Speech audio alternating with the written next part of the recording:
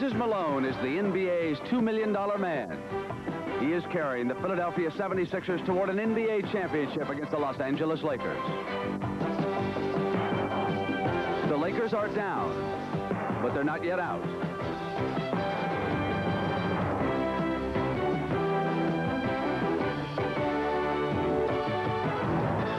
The Lakers badly need a touch of magic.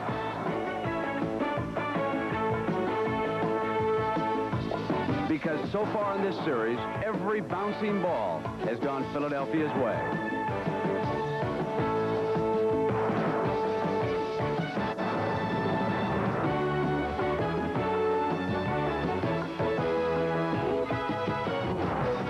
From Los Angeles, California, the focus is on the Forum, where the 76ers and the Lakers are ready for Game 3 of the championship.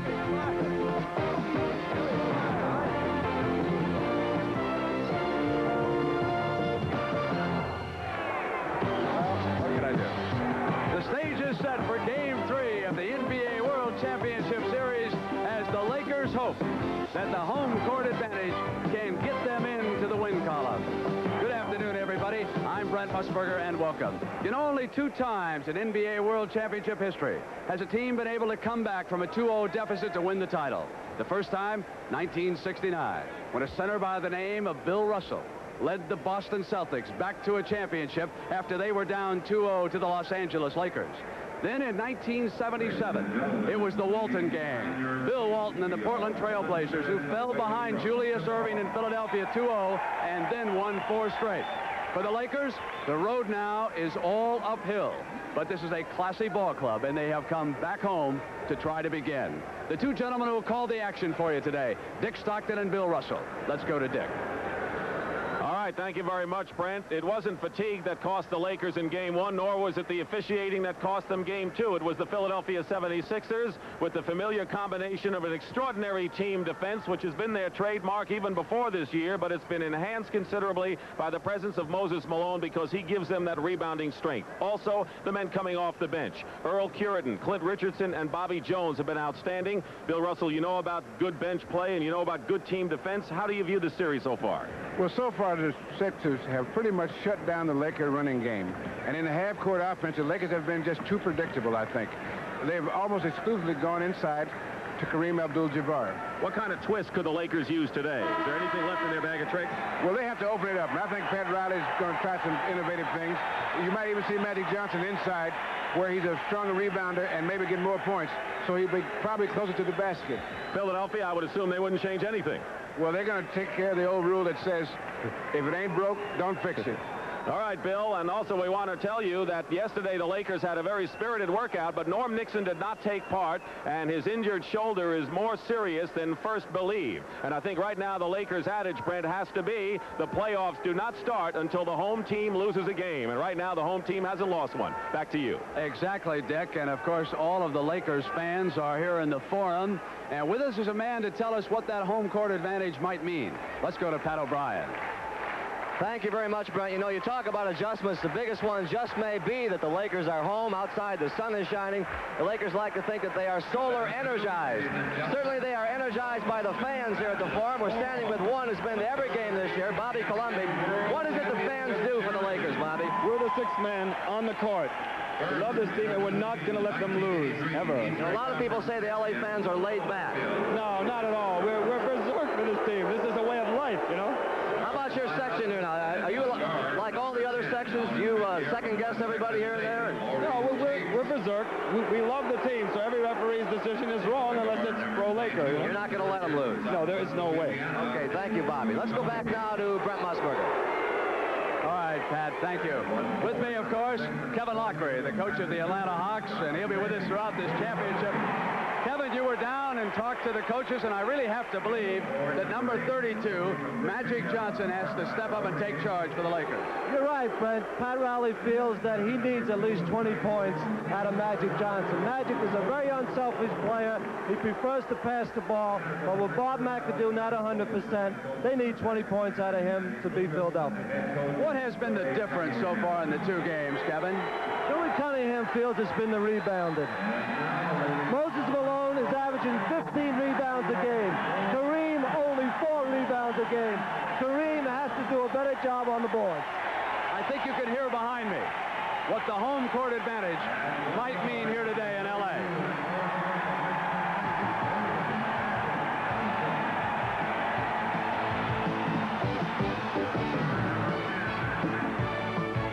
The NBA on CBS. Today's championship game is sponsored by Armor All. It beautifies and protects rubber, vinyl, leather, and plastic.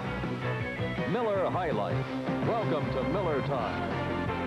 And by Mazda and the full line of sophisticated Mazda products. There's new fire from Firestone. At the 24 Hours of Daytona Road Racing Classic, Firestone introduced its S660 European speed-rated street radio in world-class style, winning the GTU class ahead of every other tire, including tires made just for racing. The S660 from Firestone, a winner in conditions tougher than you'd ever want to face on the highway. The S660, new fire from Firestone, where our proof is in performance.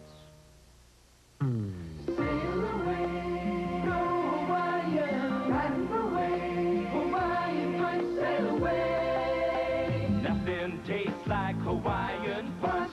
You only have to taste it once. Taste of the place. Ooh, far, far away. Come on and go Hawaiian. Hawaiian punch. Sail away, Hawaiian, sail away.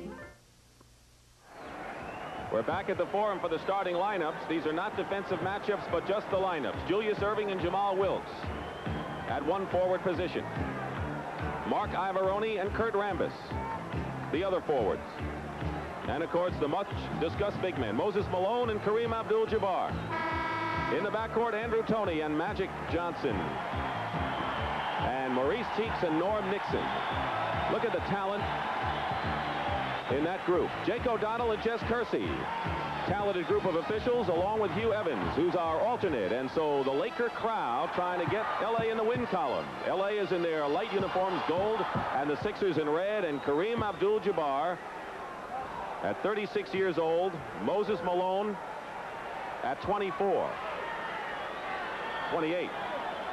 He wouldn't mind that mistake. Right.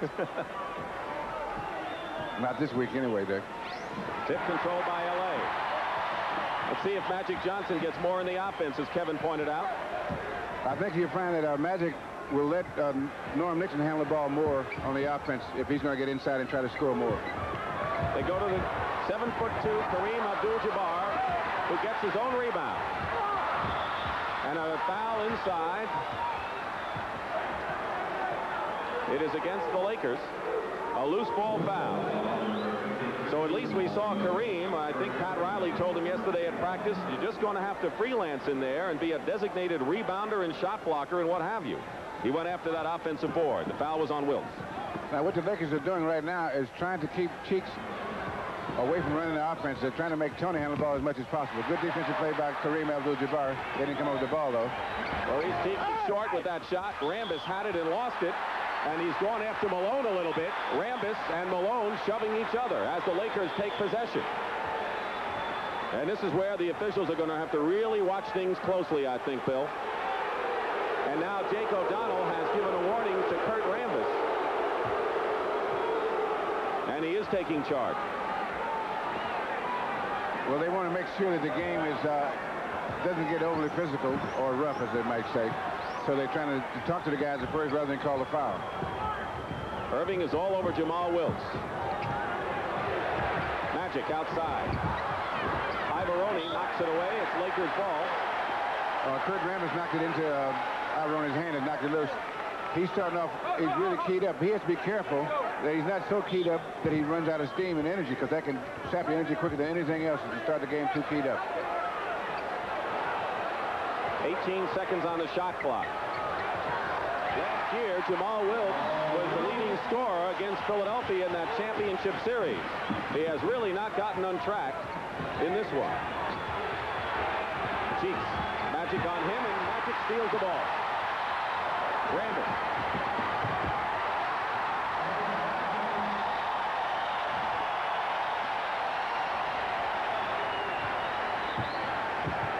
Kurt Rambis making his presence felt early. Wilkes is guarding Andrew Toney, and Kareem is guarding Ivaroni, and Rambis is on Moses Malone. Julius Erving is called for the foul over the top. Defensively, with the way the Lakers are setting up, that may be part of the reason they're not running so well. Is because with the mismatches, guys running from forward to guard, they don't run the lanes as well because they're running from a different place. Nearly 2 minutes gone by, first period. It's 4-0. Rambis and Kareem, it's 6-0. Thanks. Cunningham may want to take a timeout to make sure his team gets on track. One of the reasons why Kareem will not be guarding Malone here is that Pat Riley's concerned that Kareem will pick up a couple early fouls, which has changed the whole story in many games. Ivaroni throws it away. And if Billy Cunningham could call a timeout right now with the team on defense, he would do it. And he has called a timeout. All right. Now here's the defensive double team didn't get there in time, although Kareem missed a shot, but they're in there pounding the boards, and it bounced loose, and Kareem got it second time. He knows do it to get that close, always. Now, I think that Billy Cunningham is trying to get his guys. Okay, now we got to go down and execute our offense. The defense will take care of itself. Let's just get started offense now. Let's probably call a specific play the next time they go down. The defense is okay for the start of the game, but he's going to probably tell them what play to use the next time down.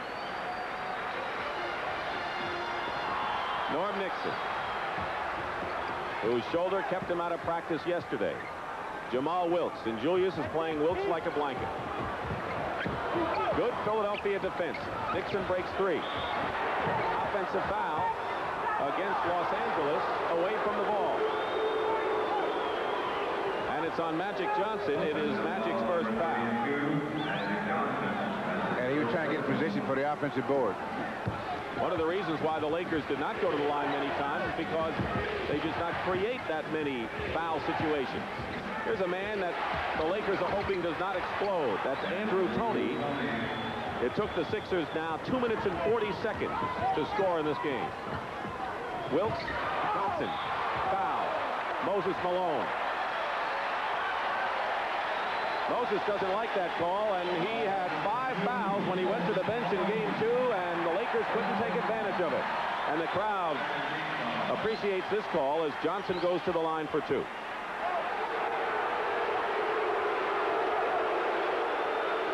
A spirited start here in game number 3. Malone still cranky over that call. You make it sound like a little guy.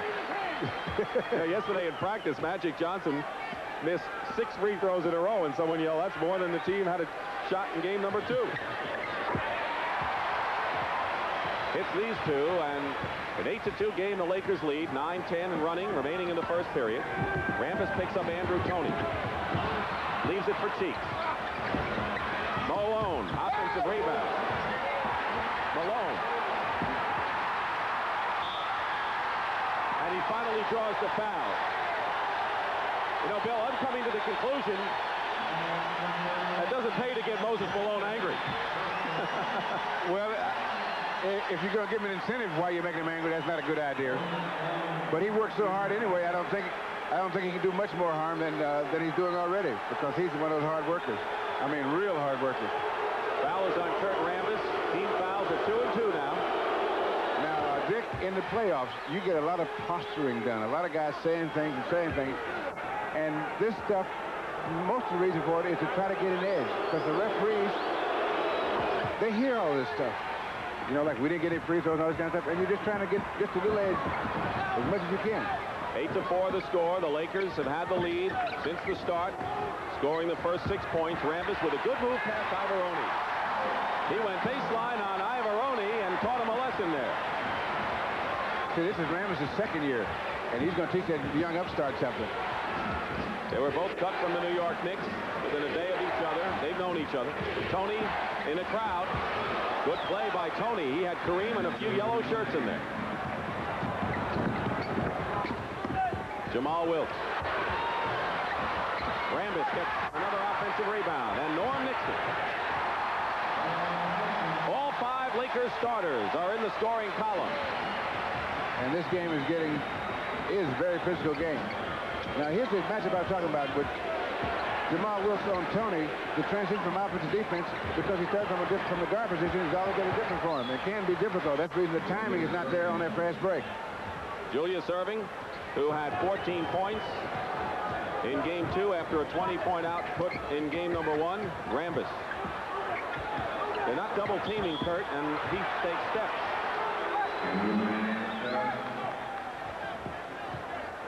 Now, this is the move that he used before, and they maybe thought that he could go baseline again. Because this time he went baseline. Iverone let him go baseline, and he scored. So that's took steps that time. 7.5 minutes remaining, first period. Knocked away by Jamal Wilkes. Behind for Magic. Magic. They call a foul on Iverone, and Magic didn't even see that ball when it went up. And he almost had himself a 3-point possibility. Foul is on Iverone, his first, and the 13th foul on the Sixers. Iverone is going out, and Clement Johnson, who had a urinary tract infection and was in the hospital, did not play in game number 2, comes into the game. So Clement Johnson back in action for Philadelphia, replacing Iverone. And we've seen so far the fact that Magic Johnson is trying to score more.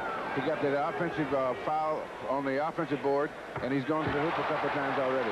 You get the sense that the Lakers know they have to be more aggressive. I mean, not only is Johnson being that way, but Rambis particularly. Well, what's happening, I think Rambis is mostly emotional, but because the Eastern Conference is far more physical, the Lakers are going to have to play a more physical game. You have said many times during the year that there's simply a difference between the East and the Western Conference as far as physical play. The East has most of the muscle people. Illegal defense called against Los Angeles. That's a warning. Second time will be a technical foul. And without going into a lot of mumbo-jumbo, it has to do with playing a zone where a man is just on the floor not guarding someone. I think that, in that case, it was Kurt Rambis didn't go outside with Andrew Toney. 14-8, the Lakers are leading. Julius Erving into the basket against Wilkes. Julius has the ball again. Traveling. Lakers are playing a better swarming defense than we have seen in 3 games. They've worked at it before, it just wasn't as effective. I think that what they've done is you call fine-tuning, is make sure that they start to where they want to go a little quicker. That's all. Just step up quicker, they're much more effective. Under 7 minutes to go, first period. Lakers have led all the way. Rambis. Great play by Norm Nixon and Kurt Rambis, but you see what I mean by Norm Nixon handling the ball more on the offense. Yes. Most apparent here in the opening quarter. Kareem is guarding Clement Johnson. Rambis stays with Moses Malone, who has scored 2 points so far. Julius Erving driving in. So the man who received the honorary doctorate from Temple University on Thursday now has 4 points in the game. We're going to have a timeout by the Lakers. But watch that pass by Nixon on, what is it, a semi-pick and roll on this play? It's a pick and roll. So there's a pick right there. Now, as Nixon goes down, Rambis rolls to the basket, and he comes up with a dunk shot. And that's what they'd like to do. Get a lot of give and goes and get inside and get to the basket. 6-point lead for L.A.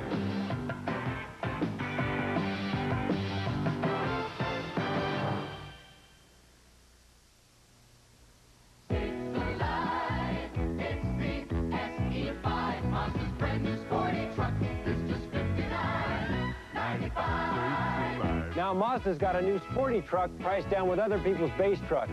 The Mazda SE5 comes with a 5-speed, radials and spoker wheels, special striping, step bumper, and dual sport mirrors. All standard and all for just $59.95. Mazda SE5.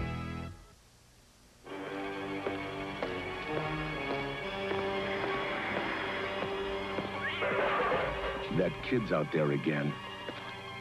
But he's not alone. He's got a dream with him.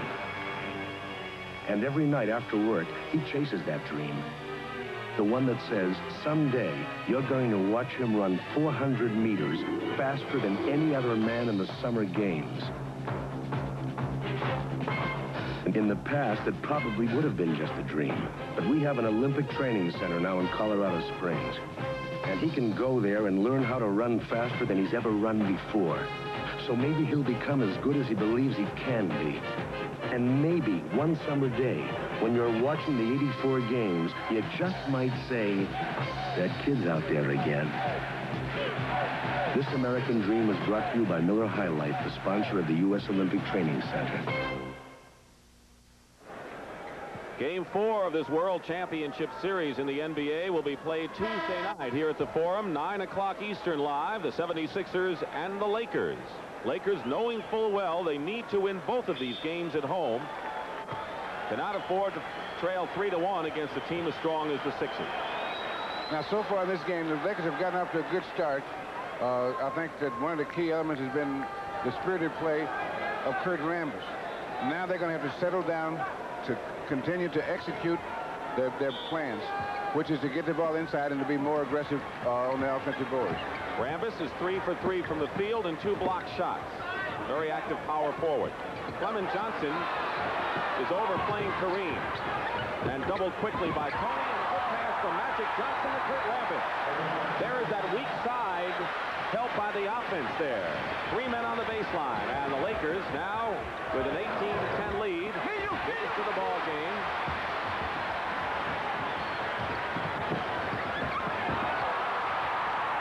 And Jamal Wilkes, he had a season's high of 36 against Philadelphia this year. They'll need his scoring. 10-point lead. Rambis steals the ball. Finds Magic Johnson. Open court for Magic. Nixon pulls up. No, Kareem. Fine pass by Norm Nixon. And I think again Billy Cunningham's going to call a timeout. He didn't want to let this one get out of control. Absolutely right, Bill.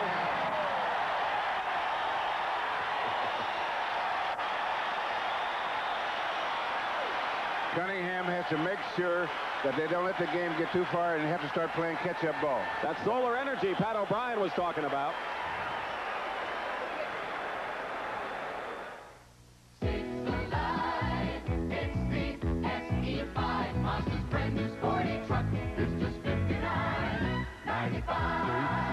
Now Mazda's got a new sporty truck priced down with other people's base trucks. The Mazda SE5 comes with a 5-speed, radials and spoker wheels, special striping, step bumper, and dual sport mirrors. All standard and all for just $59.95. Mazda SE5. I'm Rick Fowler, State Farm agent, Orlando, Florida, speaking for the thousands of State Farm agents around the country. With State Farm's Home Alert discount, you'll save money on your homeowner's insurance. With deadbolt door locks, a smoke alarm, and a fire extinguisher. You can't lose. You save money on your homeowner's insurance, and you protect your home. Ask a State Farm agent about the Home Alert discount. And like a good neighbor, State Farm is there. When you buy a new car, you want to keep it looking new. And that's easy with Armor All Protectant. A scientific formula that took a polymer chemist 10 years to develop. It helps keep rubber, vinyl, leather, and plastic looking new. So even though you can't keep your car from getting old, you can keep it from looking old. Armor All. It's science, but it works like magic. The Lakers have moved out smartly to a 22-10 lead with 5:21 remaining. Here's a sequence at both ends of the court, Bill.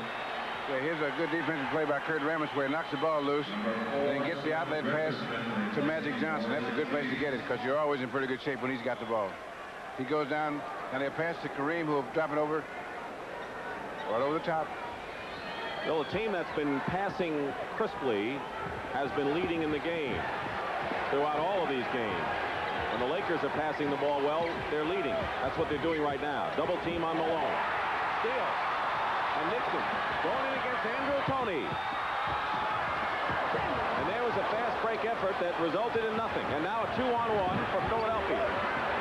Behind to Andrew. So that breaks a string of 6 in a row by the Lakers, who are hitting 60% of their shots and had 4 of their last 5 before they missed on the fast break. Kareem over Clement Johnson.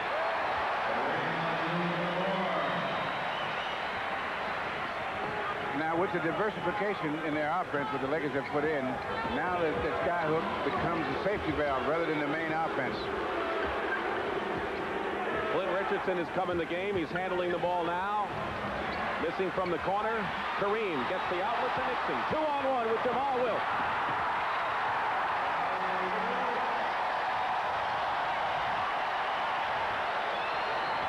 This is what the Lakers call Showtime.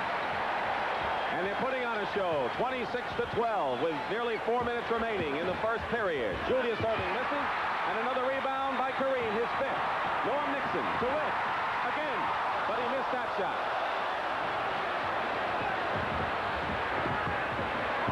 Erving is fouled going in. Despite the Lakers' flurry, they have not converted on the fast break that they had 2 of the last 3 times down the court. Because that is the key essence to the Philadelphia team. They are an outstanding defensive team, and they are never or very rarely they easy baskets. Bobby Jones and Bob McAdoo are into the game as Rambis gets a hand going out. McAdoo, they need his scoring. Kurt Rambis gave them what they needed, 8 points and 2 block shots.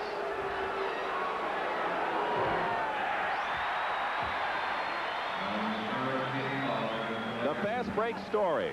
Philadelphia had owned the edge in the first 2 games, but so far Philadelphia has not had a fast break basket against the Lakers. Well, the Lakers have been executing their offense so well, and what has happened is the Sixers get their fast breaks off of defense when they make turnovers or off the defensive board. And the Lakers have, the way they've executed their offense has pretty much eliminated as part of the setup for today's game. But still only the first quarter. 26-13. Clint Richardson has done a good job on Magic Johnson. Kareem. And Julius Erving gets it out quickly to Cheeks. Michael Cooper is back on defense. Now they've scored on the fast break. That's their first points off the fast break. And here's a turnover. And when they get the ball at that point, they usually come up again. Lakers get back, however. Clint Richardson, one of the bench heroes. Bobby Jones, 2 of the men off the bench in the game now. Along with Clement Johnson. Bobby Jones, offensive rebound. 3:06 remaining in the first period. Lakers by 11. Their biggest lead, 14. 10 seconds on the shot clock for Philadelphia. And there's Bobby Jones. He has done everything coming off the bench, scoring, block shots, passing, rebounding, and now Philadelphia has run off a string of 5 in a row. And when they're playing good defense, they shoot so much better. It's remarkable how much better they shoot when they're playing good defense. Abdul-Jabbar taking advantage of Clement Johnson's defense.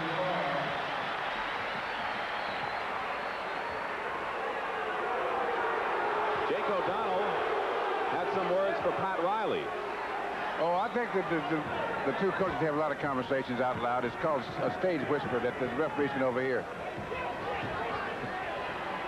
22:20 remaining, first period. McAdoo on Jones. Nixon on Cheeks. Clement Johnson had it and lost it.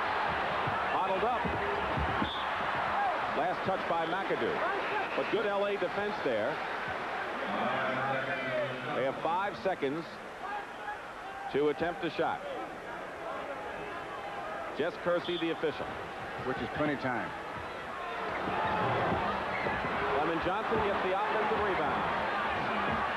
Picked up and missed.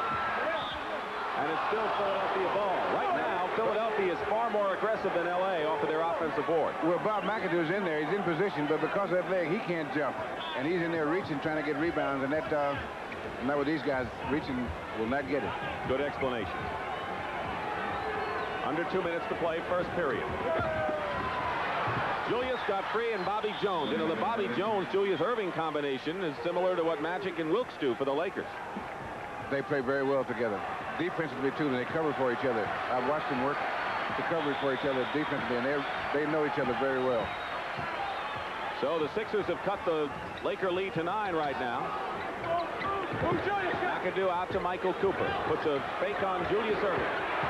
Michael Cooper, who is 6 for 7 from the field. In game number 2, scoring 12 points. He has been scoring about 4 more than his regular average. Kareem on Bobby Jones's miss. And the Lakers can go up by 13, but they turn it over. And here's Clint Richardson, one of the fastest players in the league, according to Pat Riley. Well, the Sixers are getting back on defense on all those fast breaks. They've gotten guys back there in most of the situations. And so the Lakers haven't been able to capitalize a few times because of good defense. Quick passing results in a basket. Julius made a good pass to Clement Johnson, who had good range. Down to 9 points with 45 seconds to go in the period. Kareem Abdul-Jabbar is 4 for 8 shooting in this game. Now 5 for 9. And Kareem has 10 points. And so far, it's been that the Lakers have not gone to Kareem exclusively as a focal point of offense, but as a safety valve. If they can keep that up rather than going to him all the time, they're a better team and run their half-court offense. 9 seconds on the shot clock for Maurice Cheeks and the Sixers. Double screen for Clint Richardson. Out to Cooper. 13 seconds. McAdoo. Magic keeps it alive, and McAdoo has 6 seconds to go. Steal by Julius Erving. A race against the clock. No good. But the Lakers have had a good period. Kareem Abdul-Jabbar has 7 rebounds in the game. That's almost as many as he had in the first 2. Mr. McEnroe, that's a very close shave. You must be joking. That ball was in. No, Mr. McEnroe, you're shaved. It's very close. Of course. I shave with Bic. You earn millions and shave with a 20-cent Bic? Look, why pay more for fancy handles and tricky tops when I get lots of close shaves with Bic? Advantage McEnroe. He's right. I don't have to shave with a 20-cent Bic. But I do. Motor Trend magazine has just announced its Import Car of the Year, and the winner of this prestigious award is the Mazda 626. A series of high-performance road cars Motor Trend says could be the Grand Slam home run of 2-liter sedans. In fact, they say the 626 may be the car that sets new standards for the class worldwide. Mazda 626 may just also be the import value of the year. Experience 626. Good pass to Whitney, a 16-footer. Magic comes away limping badly. He's hurt now. I thought it was all over. But with training and help, I got the chance to come back. Some people need training and help just to play the game. I volunteered to coach Special Olympics and give them the kind of help they need. Come in. But Special Olympics needs more coaches. Beautiful. They can't do it with just magic. It takes you, too. Furnished as a public service by the National Basketball Association. At the Memorial Golf Tournament in Ohio, final round action has been delayed because of rain. David Graham has a 1-stroke lead over Hale Irwin and Ben Crenshaw. We will have a report from Pat Summerall and Ken Venturi at halftime of our game as we start the second period here in Los Angeles. Pat Riley said, I need Kareem Abdul-Jabbar to get into double figures in rebounding. He had 4 rebounds in each of the first 2 games, but so far he is the leading scorer with 10 points. And more important for the Lakers, he has 7 rebounds as you look at the matchup with Moses Malone. Well, Moses in the games, the first 2 games, didn't really get off to a fast start. But he's so relentless and has such stamina that you know his totals will really increase as the game goes. Mark Landsberger, number 54. The old bull in the china shop is in the game for the Lakers. Tough physical player inside. Philadelphia has Ivaroni starting up front with Bobby Jones. Cheeks loses it to Michael Cooper. Baseline. Jamal Wilkes. He has 8 points as Kareem starts the second period on the bench. McAdoo is playing the center position with Landsberger and Wilkes up front, and Moses Malone remains in the game. Now, what you see the Sixers will do, usually to try to take advantage of McAdoo, is to go inside in driving situations, not necessarily to Moses. Malone is guarded by Landsberger, who caused him problems in game 1. The basket will count and a foul on Landsberger.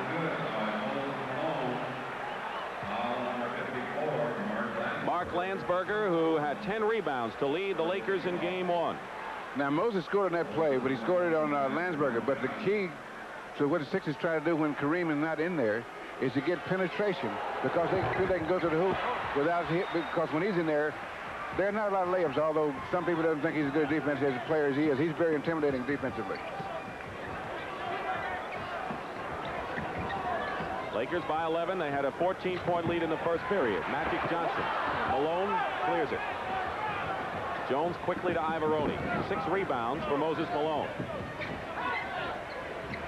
Richardson looking for Moses. Good cut by Cheeks and a good pass by Malone. At Houston, he didn't show all of the tools that he has. It was a slow down, half-court power game. And a lot of people have been surprised at Moses Malone's style. He's got a complete game. Michael Cooper is shooting from outside. He has really been a deadeye in the series so far. And the Lakers again by 11. Minute and a half gone by, second period. Dick Stockton and Bill Russell here at the Forum. And Landsberger commits a foul and has a word for O'Donnell. 2 in a row on Mark. Well, the players are a little loquacious so far. But they found out the referees don't understand the language they're using. They stop talking to them. And they're talking a lot, too, I know. Cheeks looking for Malone. He's trying to take advantage of Landsberger. Loose ball foul against Philadelphia. Mark Alberoni on Bob McAdoo. Now that McAdoo is warmed up a little bit, he can take a chance on jumping. Although he didn't when he first went out there, because that pool, when it's cold, you can't really do that. L.A. big edge in field goal percentage. 2 minutes gone by, second period. Lakers have had the lead from the start. Warming up is Bob McAdoo, and warming up that shooting eye. So it's up to 13 again. Los Angeles in front. They look for Malone. He's 1 for 5, but is overthrown by Richardson. Turns it over to L.A. And the one thing that's really different about these two teams is that the Lakers defense lives up their offense, but the Sixers offense lives up their defense. Billy Cunningham reached 300 wins before anyone else in the game of pro basketball. In these modern times, the person who goes to work may not have far to go. But at the Hat of the Month Club, the boss better keep moving. To keep the books, organize the files, write the letters, check out the inventory, find time to create, and still keep on top of things. Yet even a thriving business can reach a point of diminishing returns. A good time to learn about the IBM personal computer. With this tool for modern times, a person can quickly master such jobs as accounting or word processing. Even use the IBM personal computer to forecast growth. All helping the business person at home to wear many hats, while selling even more. And that can be a feather in anyone's cap. The IBM personal computer. Try one on at a store near you.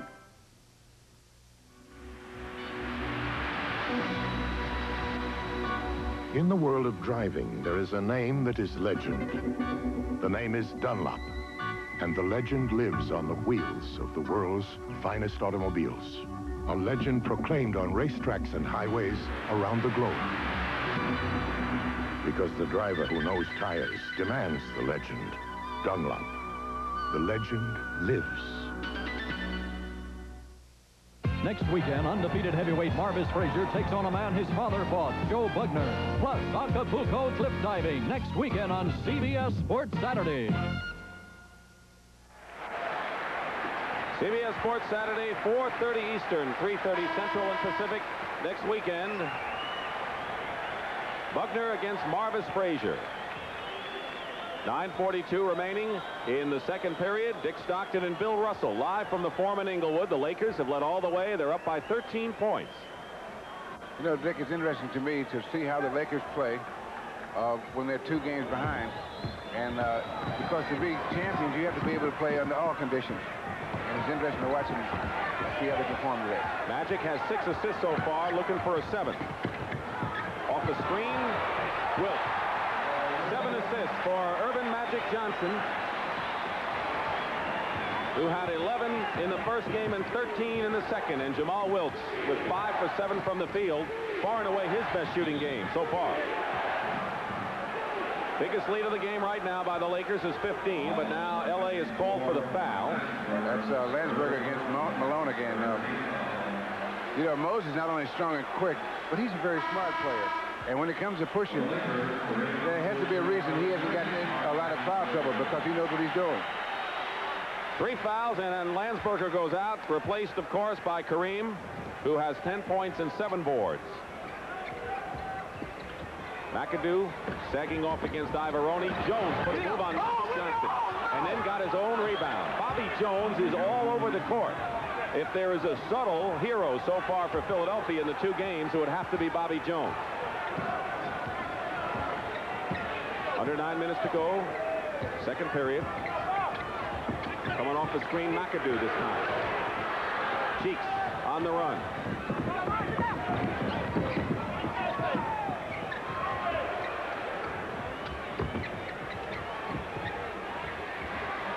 Tony looking inside, double team on Malone. Now Andrew goes in, knocked away by Magic Johnson. Good defense by Magic and Kareem. Inside Kareem, outside Magic. What Magic saw was that Andrew Tony had to pull up for the jump because Kareem was there, and so he came in and played the defensive play perfectly.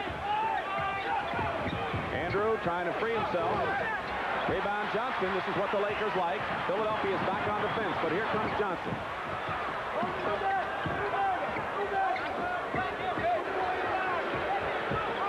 Wait for the captain. Wait for the captain. When they don't want to, they don't have the break. They like to wait to get Kareem as part of the offense. He's fouled, and that's what the Lakers want. Magic Johnson on defense, right here. Now here's the play. Tony's gone, and he has to pull up, and there's Magic catches it just as he starts up. Because there's Kareem. He knew he had to pull up. Kurt Rambis returns to the game, and McAdoo goes out. McAdoo scored 2 points.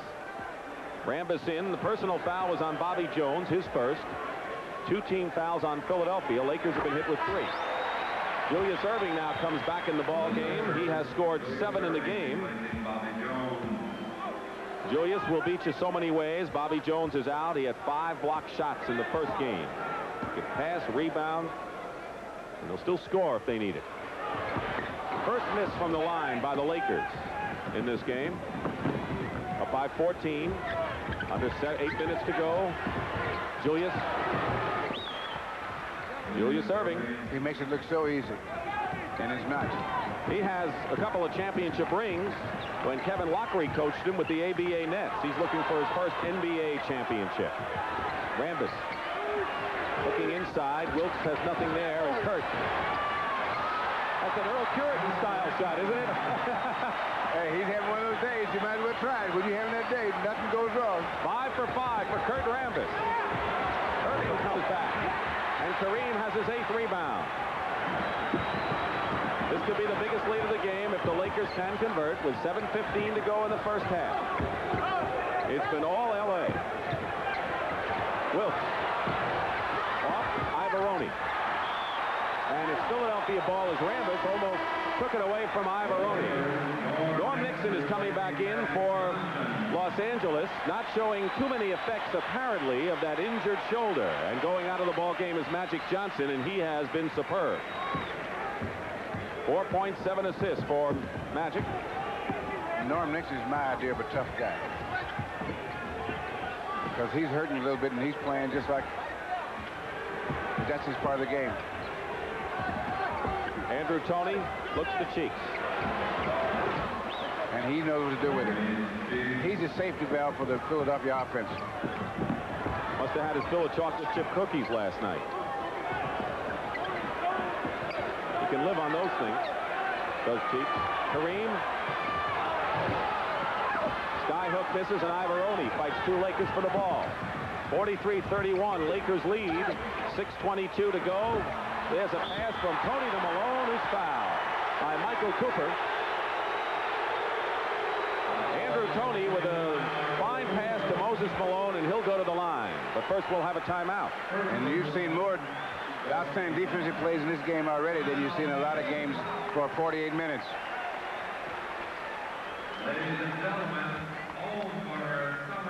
Now here's that last shot by Kurt Rambis. Well, I got to do something with it. I don't know what it is. Oh, that's what I'll do with it. I didn't see them work on that in practice yesterday. For 8 hours a day, we're doing what we like doing. Can't beat that. Wanna bet? Welcome to Miller Time. It's all yours and it's all mine. Bring your thirsty self right here. The rich, smooth taste of Miller beer is what you have in mind. So welcome to Miller Time. Welcome to the rich, smooth taste of Miller High Life. Last year, 90,000 high school graduates joined the Army. Some came for the challenge, some for the excitement, some for the new Army College Fund. For every dollar they put in, Uncle Sam puts in 5 or more. So after 2 years in the Army, they can have up to $15,200 for college. Be all that you can be. Call for your free booklet on the Army College Fund. You'll be in good company. In the Army. At Ford Motor Company, quality is job one. This is one of 1,100 employee involvement groups formed by Ford and the UAW. No squeak, no water. This group reviewed the body assembly goals for the new 1984 Mercury Topaz. We've got to make sure everything's fit. And I think we've done it. Employee involvement, another reason Ford achieved the highest quality rating of any major American car or truck maker. Ford quality is job one. Next Sunday, the world's top drivers must navigate their Formula One cars through the perilous hairpin turns of the Detroit Grand Prix next Sunday on CBS Sports. Kevin Lockbury, Pat Riley is showing us something with his guts as a coach. He sure has, Brent. Most coaches being down 2-0 would make changes. He went with Rambis on Moses. Rambis shut out Moses in the whole first quarter, and also was 5 for 5 from the floor for 10 points. All right, let's go back over now to Dick and Bill. Thank you very much, Brent. Don't forget at halftime, Kevin and Brent will assess this game a little deeper. Pat O'Brien will also be with us. Rambis has outscored Ivoroni 10-0. Ivoroni had played 2 fine games in the first 2. But I think we're seeing also a more active Magic Johnson and a judicious use of Kareem on offense. Yes, and they're moving the ball real well. You notice that when the Lakers are playing very well, Jamal Wilkes has good shooting days. And I don't know how many points he's got, but I do know that he's been very effective today, and that's one of the key things to watch for when the Lakers are playing well. He has 10 points, and he's been hot from the field. He's been struggling so far from the field in the first 2 games. Nearly halfway through this first half of the second period, Nixon called for the offensive foul. He had to shove off with his left arm when he went up with the right hand on that shot. Second personal foul on Norman Nixon, and the 14th foul against the Lakers, and one more, and it'll be the penalty. Each team is allowed 14 fouls in a period before they're in the penalty. Now, this is something that the Sixers like to do. They like to isolate Julius, Tony, or Moses so they can play one-on-one. That's the key to their offense, is to try to get these guys isolated so that the double team is not effective. And then play the good, strong team defense. Julius serving is 5 for 11. We're going to see Johnson come back in the game for the Lakers. It's a 9-point game again. 76ers slicing it down to 9. It was 15. Wild shot off the side of the backboard by Kareem. It was blocked by Moses. And here comes Cheeks driving right past Nixon. Ivoroni is fouled by Kurt Rambis. This is where the Lakers, they want to maintain a lead at halftime, have to really put the stops on. Now here's the play. Cheeks goes up, he misses it. And now there's the foul right there. Take that. You're going to foul? Make it count, right? Just don't draw blood. That's the 15th foul against Los Angeles. Magic Johnson comes in, replaces Kurt Rambis.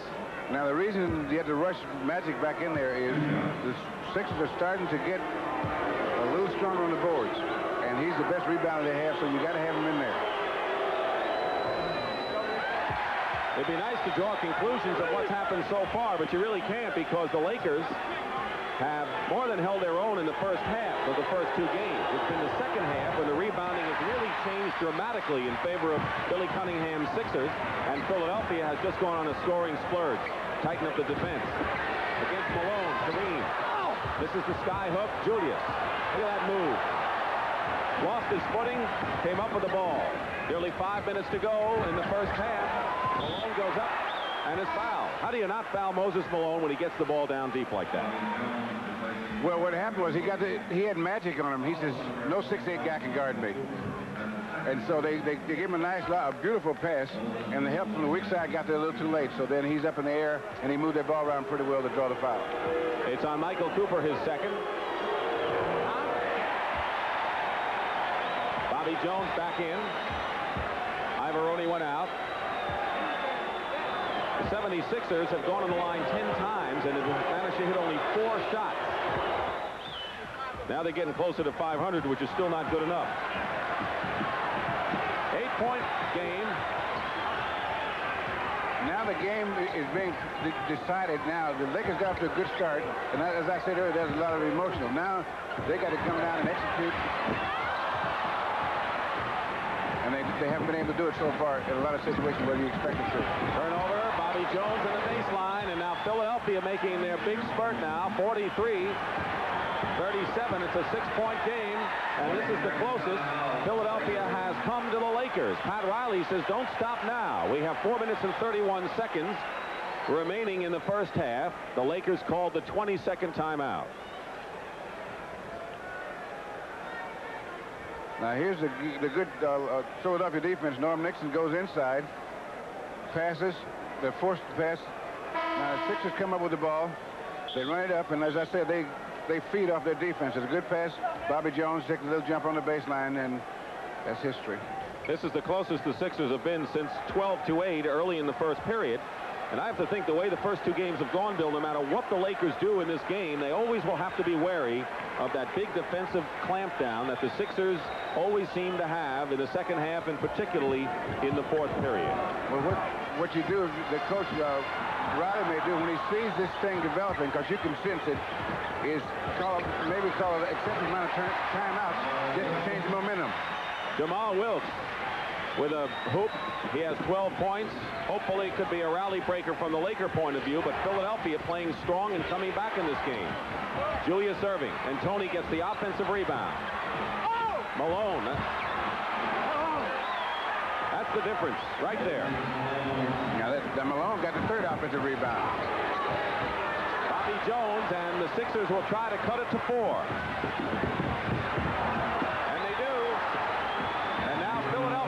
The band on the run now, and the Lakers are trailing 45-41, or leading by 4 points with 3:40 to go in the first half.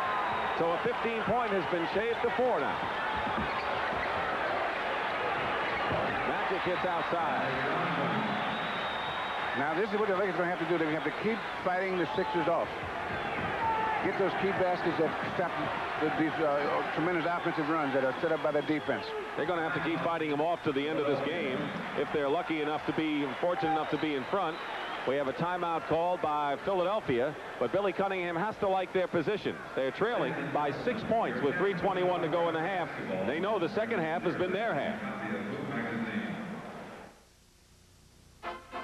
Burger King presents Return of the Jedi glasses. 4 new glasses from the Star Wars saga. Filled with the adventures of Luke Skywalker, the Ewoks, Han Solo, and Jabba the Hutt. Buy a medium or large Coke, and a different glass is yours each week for a special price. Collect all 4. Return of the Jedi glasses, now appearing only at Burger King. Converse All-Stars. They started out on the basketball court, but now they're everywhere. They're everywhere.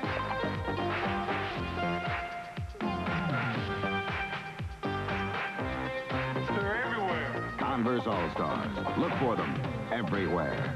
Official athletic shoe of the 1984 Olympic Games. Sears Best is on sale. That's right. Our best battery shocks and tires are on sale. Save $15 on the Die Hard, only $54.99 with trade-in. Save $7 on Steady Rider radial tune shocks, warranted as long as you own the car. Get 25% off steel-belted road handler all-season radials with a warranty for 50,000 miles. At Sears Tire and Auto Centers, we install confidence, day and night. Sears. Coming up at the half now, Kevin Lockery will be here to analyze exactly how the Philadelphia 76ers were able to climb back in this so quickly. Also, we'll talk about the problems with the Boston Celtics, the resignation of Coach Bill Fitch, and we will have our Miller High Life Player and Coach of the Year, and Pat O'Brien has some oddities. Pat? Thank you very much, Brent. For example, we're going to take a different look at the NBA. How many national anthems do you think you've listened to? Moses Malone thinks 3,000 or 4,000. Some stats you may not have heard of at the half. And a couple of guys who've heard the anthem a few times, Dick and Russ. Well, we like to hear you sing it, Pat. That would be something new. Then we really get some protests from the viewers, Dick. You know, a key man for the Lakers has been Magic Johnson, not only what he's done on the court, but his absence. He went out of the game with L.A. ahead by 14, 43-29. While he was out, Philadelphia cut it 8. Then extended it to 12-2 as part of that spurt before the Lakers hit a couple of field goals. And when they did, Magic was part of it. Well, when he's running the offense, it's a little more difficult to shut it down. Philadelphia trying to cut it to 4. The closest they've come is 4 points. Andrew Toney and Jamal Wilkes, who's had a good first half. Here's Johnson running the show. He's short. Malone gets the outlet pass to Andrew Toney, and that's as easy as that. That shot to the offense, it wasn't in the flow, so there was no chance of an offensive rebound, and that's when you guys really get a fast break going. 47-43, Julius Erving on a steal. Double dribble or discontinuous. You know, he dribbles both hands. You can't do that. Whatever you call it. Pat Riley, along with Billy Cunningham, former broadcasters who entered the head coaching legions, and of course neither of them I would think will make a whole career out of coaching in pro basketball. They have other things in mind. McAdoo you saw come back in the ball game. Going out is Cooper, and on a steal on the inbound. That's one thing the Lakers have had problems with in this series in their own half, the inbound pass. Andrew Toney is fouled by Magic Johnson. The Lakers have been in the penalty for quite a while, so Andrew will go to the line and shoot 2. Now, the Lakers have not been able to get good shots the last few in this run that the Sixers have made because their defense has been, they've been able to get back on the fast breaks. And early in the game, there were some opportunities the Lakers missed that would have given them a bigger lead. Clement Johnson and Mark Ivaroni. Yesterday at practice, the Lakers spent considerable time working on the kind of play that just failed for them. The inbound in their half of the court. And he saw the interception. Toney misses both shots, but Cheeks gets the rebound. And here's Jamal Wilkes. Bobby Jones gets back. Malone knocks it away from Wilkes. Out of bounds. And that's, again, you see the Sixers get back on defense. Now, it was this guy that got back. Jamal was out ahead of everybody, and 2 guys passed him or caught up with him to stop the play. Clint Richardson replaces Andrew Toney. Johnson double teamed by Irving and Clint Richardson. Bobby Jones is like a gnat in there. Kareem. Offensive rebound, McAdoo. No foul, block shot. And a Laker foul by Bob McAdoo. So things seem to be crumbling a little bit for the Lakers right now, though they have the lead. They were up by 15 points, but now it seems that Philadelphia is beating into the ball and playing better defense. Now here's the play. There's Jamal Wilkes. He's out front. There comes Bobby Jones from the weak side. Moses knocks it loose, and Jamal still comes up with it. But the Sixers just hustle back on defense.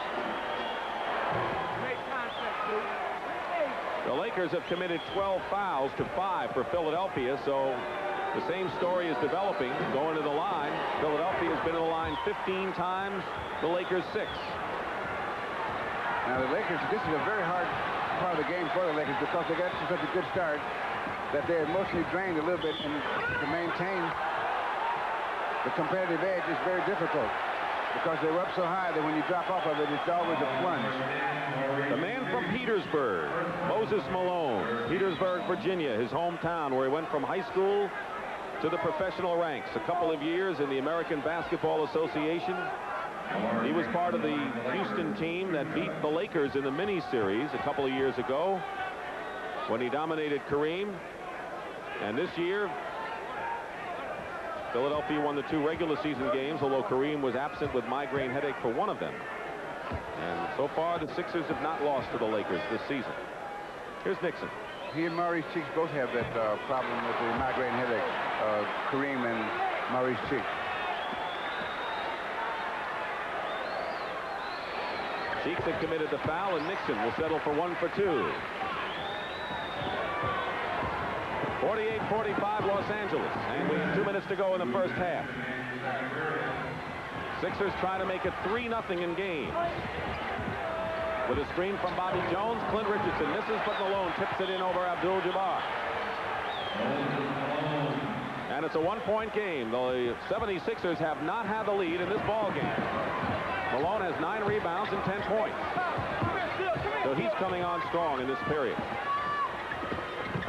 McAdoo. McAdoo's second basket of the game.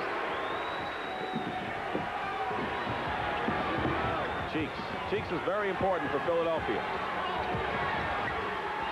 Blocked from behind by Magic Johnson, and the pass out of bounds. And that's, again, the Lakers have not capitalized in that they've thrown the ball away on fast break opportunities. Even when they had the big lead, they did not complete the fast break opportunities every time down, or most of them.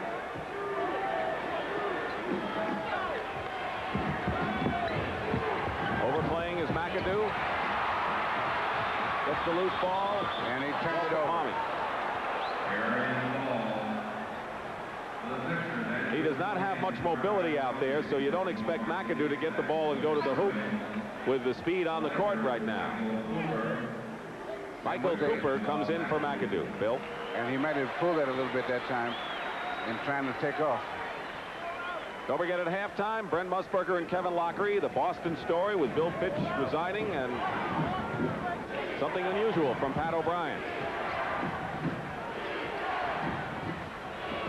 Philadelphia taking their, or moving to within point, 50-49, not yet taking the lead. 42 seconds remaining in the first half. Now the Lakers, the Sixers have stopped the Lakers running game. They have got to execute their half-court offense. And there's a foul on Alvarone. But they have got to execute their inside game, but they have to be careful that they keep going to Kareem exclusively. The Philadelphia 76ers defense is set up to counter that particular thing. Rambis comes into the game, replacing Johnson. Alvarone has 3 personal fouls, 14 fouls on Philadelphia. They've avoided getting into the penalty. 16 on the shot clock. 50-49, the Lakers lead, and this crowd, which had been roaring earlier, is quieted down. Wilkes and Bobby Jones the rebound. Bobby Jones is everywhere, doing everything. Cooper knocks it back to Wilkes. Long pass down to Kareem against Malone. And he's fouled by Moses.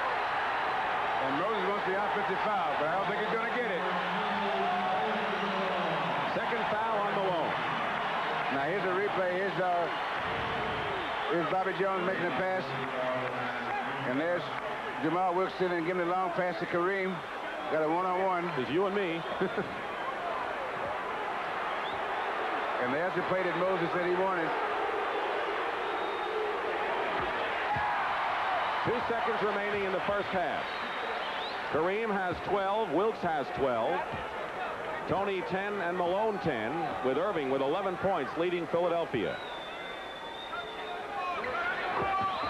Free throw by Kareem, pressure by Rambis with 2 seconds. 52-49, and that'll do it. But the Lakers are a little sobered right now. Pat Riley's team had a 15-point lead. It was cut to 1. Now it is 3. But more important, perhaps, for L.A. is that Bob McAdoo re-injured the muscle pull in his thigh, and we don't know what his status will be when he comes back in the second half. Pat Riley, as you see, is not happy with what it winds up with in this first half. Keep in mind, the second half has been spelled Philadelphia in the series. We'll be back with Brent Musburger here at the Forum in Inglewood in a moment. Used to good friends. Tonight is kind of special. Congratulations, you coached a pretty mean game. Well, I had a pretty good teacher. Did I teach you the part about the winning coach buying Malone, Brown? You got it. Give me 10 minutes. I gotta go yell at my players.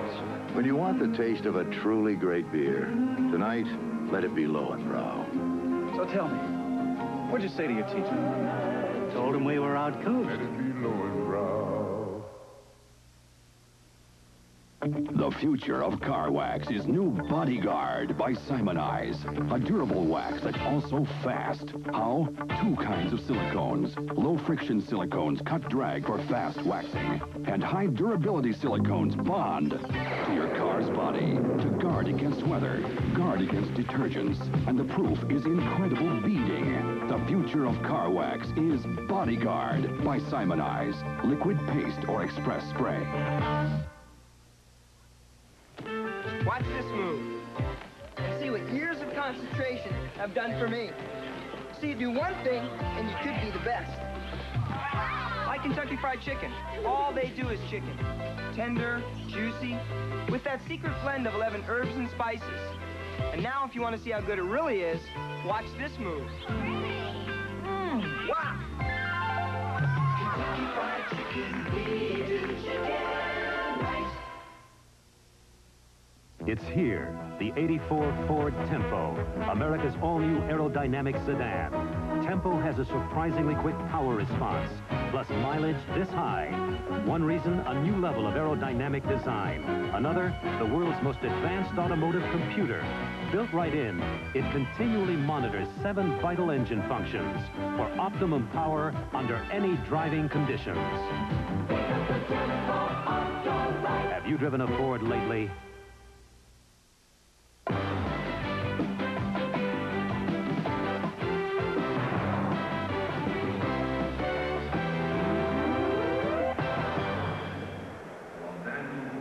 At the half of Game 3 of this NBA World Championship, and the Philadelphia 76ers have to feel very good. They were trailing by 15 points. Now, meanwhile, there was a dramatic story at the Indianapolis 500 today. Tom Sneva captured the victory. He beat Al Unser Sr., but when they came down to the conclusion of the race, Al's son, Al Unser Jr., tried to hold off Sneva so his father could slip past and win the race. But it was Sneva who got past the younger Unser and captured this in the second fastest time in the history of the Brickyard. For young Unser, he wound up 10th. Rick Mears wound up finishing 3rd. Now, in the NBA, the big story this week concerned the Boston Celtics. Their owner, Harry Mangurian, said he was sick and tired of feuding with the Boston Garden, and he was going to sell the franchise. And then suddenly on Friday, his coach, Bill Fitch, announced that he was quitting. He had this reaction after his announcement. I'm certainly leaving here with great feelings about Boston, and no bitter, and I wasn't pushed out. In fact, I'm still got 3 years left on a contract that if I wanted to work here, I could. But I just think that sometimes change is good. Already there are rumors about a successor to Fitch, one of which has Jack McKinney, who is very popular with general manager Red Auerbach, leaving Indiana and becoming the coach of the Celtics. And then there's an assistant in Boston by the name of K.C. Jones. He once did an outstanding job as head coach of the Washington Bullets. Well, not everything is grim warfare in the NBA. There are some lighter touches around this league, and to take a look at that, let's go to Pat O'Brien. Pat? Okay, thank you, Brent. You know, we examine a lot of stats during the course of a game, but I began to think there are some stats that you may not have thought much of, but they are stats that the players are certainly very much aware of. Frankly, most Americans get so caught up in their own work, they forget that there are hardships in other occupations, even those that seem ideal, like getting paid huge amounts of money for playing a game most people learned in gym class.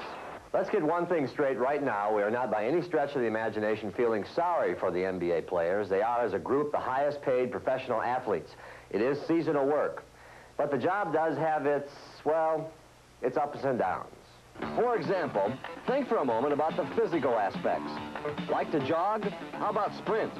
A starter sprints up and down that waxed hardwood maybe 100 games, sometimes full speed, and when it's all added up, that's 200 miles of wind sprints. Let's talk tennis shoes. How many do you have? One, maybe two pair? Some players wear a new pair every night. That's 200 shoes to break in, lace, dispose of. While we're on that subject, how many times at your job do you get dressed, undressed, dressed, and undressed, and dressed again? Travel in your job? A regular season plus playoffs take the players maybe 100,000 miles. And for one thing, that's a lot of movies in the air. All the time I really like movies is when a good Western is on. They never show no Western on the airplane, so, you know, they're in trouble with me. I don't watch movies. Hotels. They were not made for very tall people, period. The showers are too little, the beds too short. The showers are a hassle. You know, I hit my head on a few curtain rods getting in and out and having to stoop to take a shower. Well, I'm a diagonal sleeper. I have been most of my life. And, you know, you just make ends meet. How about national anthems? 100 or so renditions a year, and trying to stay interested after the first dozen or so might be a chore. This one particular guy was singing the national anthem. And after the first line, he forgot the whole anthem.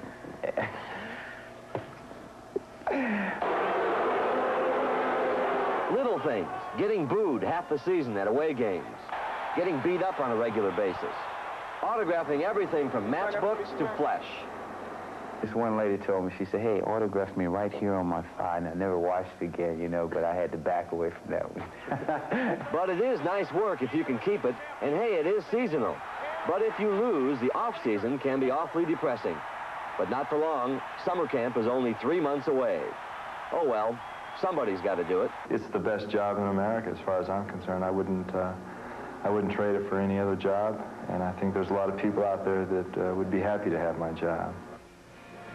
You know, sometimes the job is boring. The Celtics, to break the boredom, had an 11-year gin game, and at last count, Sam Jones owed Bill Russell $4 million. Or was it the other way around? I don't know. Let's go back to Brent Musburger.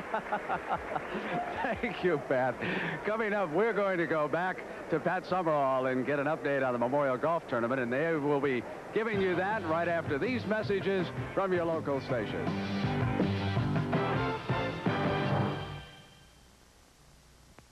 Wednesday, Robert Preston and Lynn Redgrave head an all-star cast in a brilliant mystery of revenge, murder, and more than a few surprises. Rehearsal for Murder, Wednesday. This is CBS. Easy. Even when the West was mostly made of dreams, there was Wells Fargo. It's worth a fortune. Want to see something funny? Yeah. Helping people turn a vision of life into life itself. It's something we still do. If you need money to buy, build, or become something, Oh, excuse me. talk to the bank that's been lending money to Westerners It works! longer than any other bank.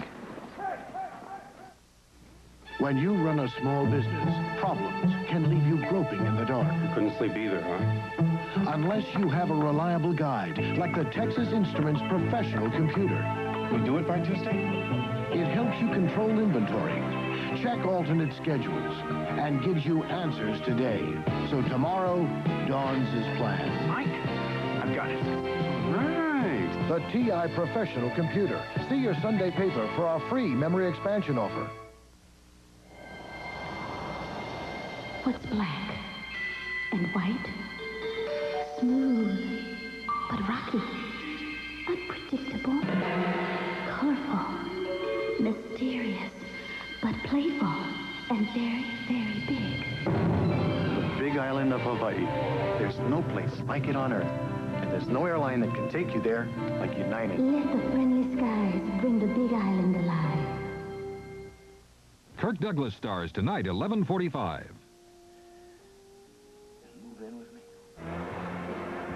Lakers lead the 76ers by 3 here at the half, and let's check in with Pat Summerall and see about that rain at the Memorial.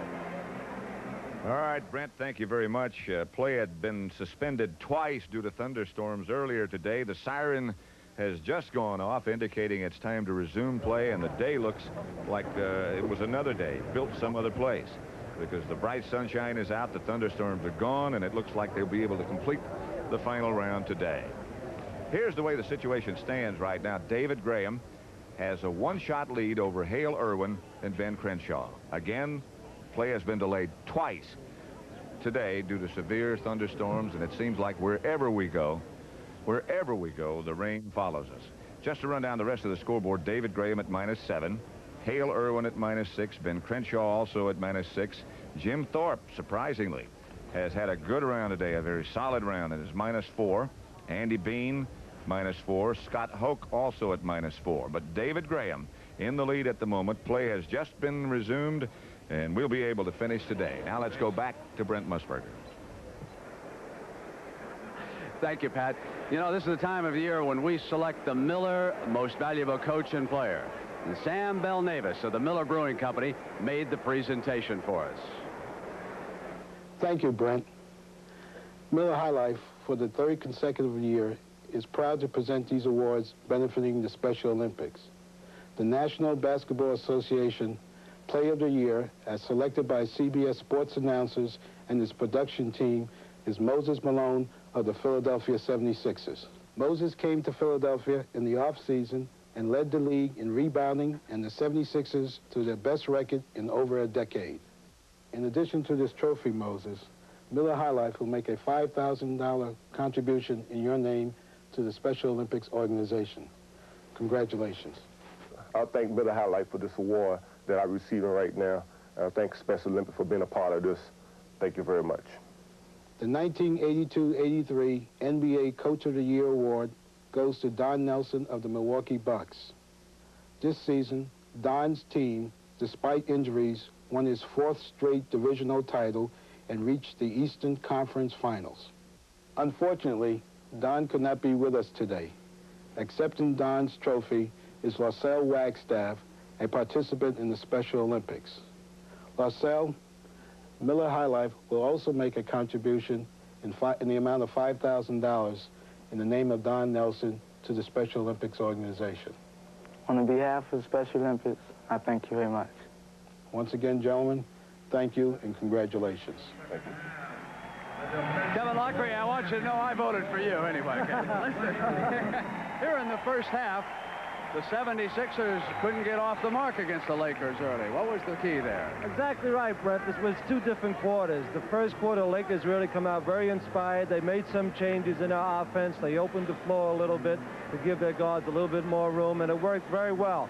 But Philadelphia came back very strong and weathered the storm.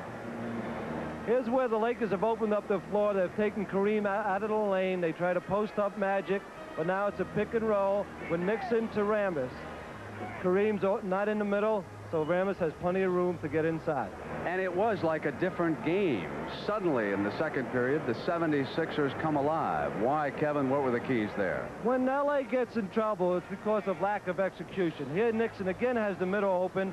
Hits Magic with a pretty good pass, but the ball is picked up by Cheeks. L.A. has trouble sometimes executing the half-court offense. Here, Cheeks will hit to the corner, and now Bobby Jones will fill the lane and hit the little jump shot with a pass from Tony. Philadelphia has scored a bunch of their points off defense. Kevin, what should we look for in the second half by these two clubs? I think the Lakers have made some changes offensively. They have to come out in the first 3 minutes of this half and play real well, because Philadelphia, even though they're down 3 points, they think they're ahead because they came back from a 15-point deficit. So you would say that the first part of the second half might be the most important part of this basketball game? I think if L.A. does not open up a 10-point lead in the beginning of this half, that Philly might take this game. All right, we'll have the second half. Philadelphia and Los Angeles. The Lakers trail in this series by 2 games. We'll be right back in a moment. 17 hours. That's how long it took us to paint this house with the brush. Then we painted it in just 6.5 hours with the Wagner Power Painter. This wicker chair took over an hour, but less than 5 minutes with a Wagner Power Painter. A shutter that took 20 minutes, a Power Painter finished in only 3. It's a tool so versatile, it has a flexible spray tip and a way to draw paint right from a can. A Wagner Power Painter. it's the right tool for painting. The irresistible Canon AE1 program. John, I'm working. Can I have my camera back? Just one more. It's hard to put down. This Canon AE1 program's super. Just one more. No matter how tough the light, the program mode makes it easy to shoot like a pro. Here, get to work. Canon's AE1 program. So advanced, it's simple. Canon, the official 35mm camera of the 1984 Olympic Games. Today you need an oil this good. You need Quaker State. When your engine's this new, you gotta protect your investment. You need an oil this good. When your engine's this old, it needs extra care. You need an oil this good. Small engines work so hard, they demand an oil this good. These motor oils are refined exclusively from Pennsylvania-grade crude. Quaker State is so good, it's America's best-selling motor oil. New cars, old cars, small cars. Today you need Quaker State. You need an oil this good. I'm Fred Brown. Some folks call me downtown because I take such long shots. Off the court, no one should take a long shot with his health. One way I exercise to keep my heart healthy is by jumping rope. The American Heart Association promotes rope jumping nationwide for old guys like me and for kids. It's a great do-anywhere, anytime kind of exercise. Call your American Heart Association if you want to jump rope for your heart. The preceding message has been furnished as a public service by the National Basketball Association. Dick Stockton back at halftime of the NBA Game 3 World Championship with the Lakers leading the 76ers 52-49. Let's look at some of the statistics of the first half. As Pat Riley said to his team, no rebounds, no rings. And Philadelphia has a healthy advantage in rebounds. And on second chance points off of the offensive glass, Philadelphia has a big edge there, and that's been the story for them throughout. Field goals, Philadelphia is not shooting well. Nonetheless, they are very much in this game. And on the free throw line, the same story. Philadelphia has gone to the line more than L.A., but they haven't been able to convert them at 7 for 15. In the matchup of centers, Kareem had a big edge after the first period, but you can see how that has been narrowed to 13 to 10 points in favor of Kareem and 9 rebounds apiece. So, Bill Russell, what do you think? Well, the Sixers came back with their strong defense. The Lakers have to start the third quarter the very same fashion that they started the game, because it's very important they start the third and fourth quarter strong. Now, what they're going to have to do is execute the half-court defense, offense. Philadelphia's not going to give them much room to run, and where the game that they'd like to play, that fast break game, they can forget that. They're going to have to execute the half-court game. Bill, was that an emotional start that the Lakers had?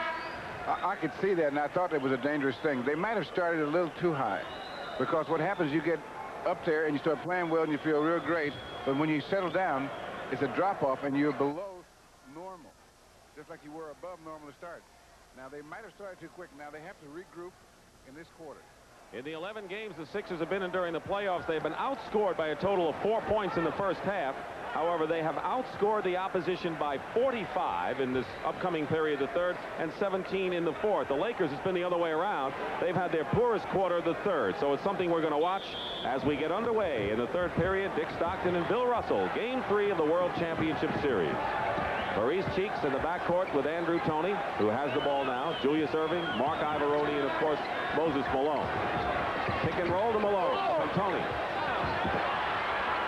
Jamal Wilkes comes up with it. Magic Johnson with the ball to Norm Nixon in the backcourt. Rambis and Wilkes up front with Kareem, who has yet to join the action. Stolen by Cheeks on a deflection. Another turnover. And Philadelphia. Irving looking to see what's in front. Ivaroni setting a screen for Cheeks. And Maurice Cheeks scores the first basket of this third period. And it's a one-point game again. That's the closest the Sixers have come after a 15-point first half lead by Los Angeles. Norm Nixon is not shooting as well as he normally does. I think that shoulder has limited the kind of shots that he can take. And so that's one of the reasons, although it's not an excuse, for they're not executing the fast break as well, because he's one of the guys that pulls the trigger on that. And just on that last time down the floor, you talked about the Lakers' problems in the half-court game. They're having problems still executing that way. Andrew Toney outside. Rambis clears to Magic Johnson. Philadelphia has not had the lead in this game. They've come within 1 point twice, including right now.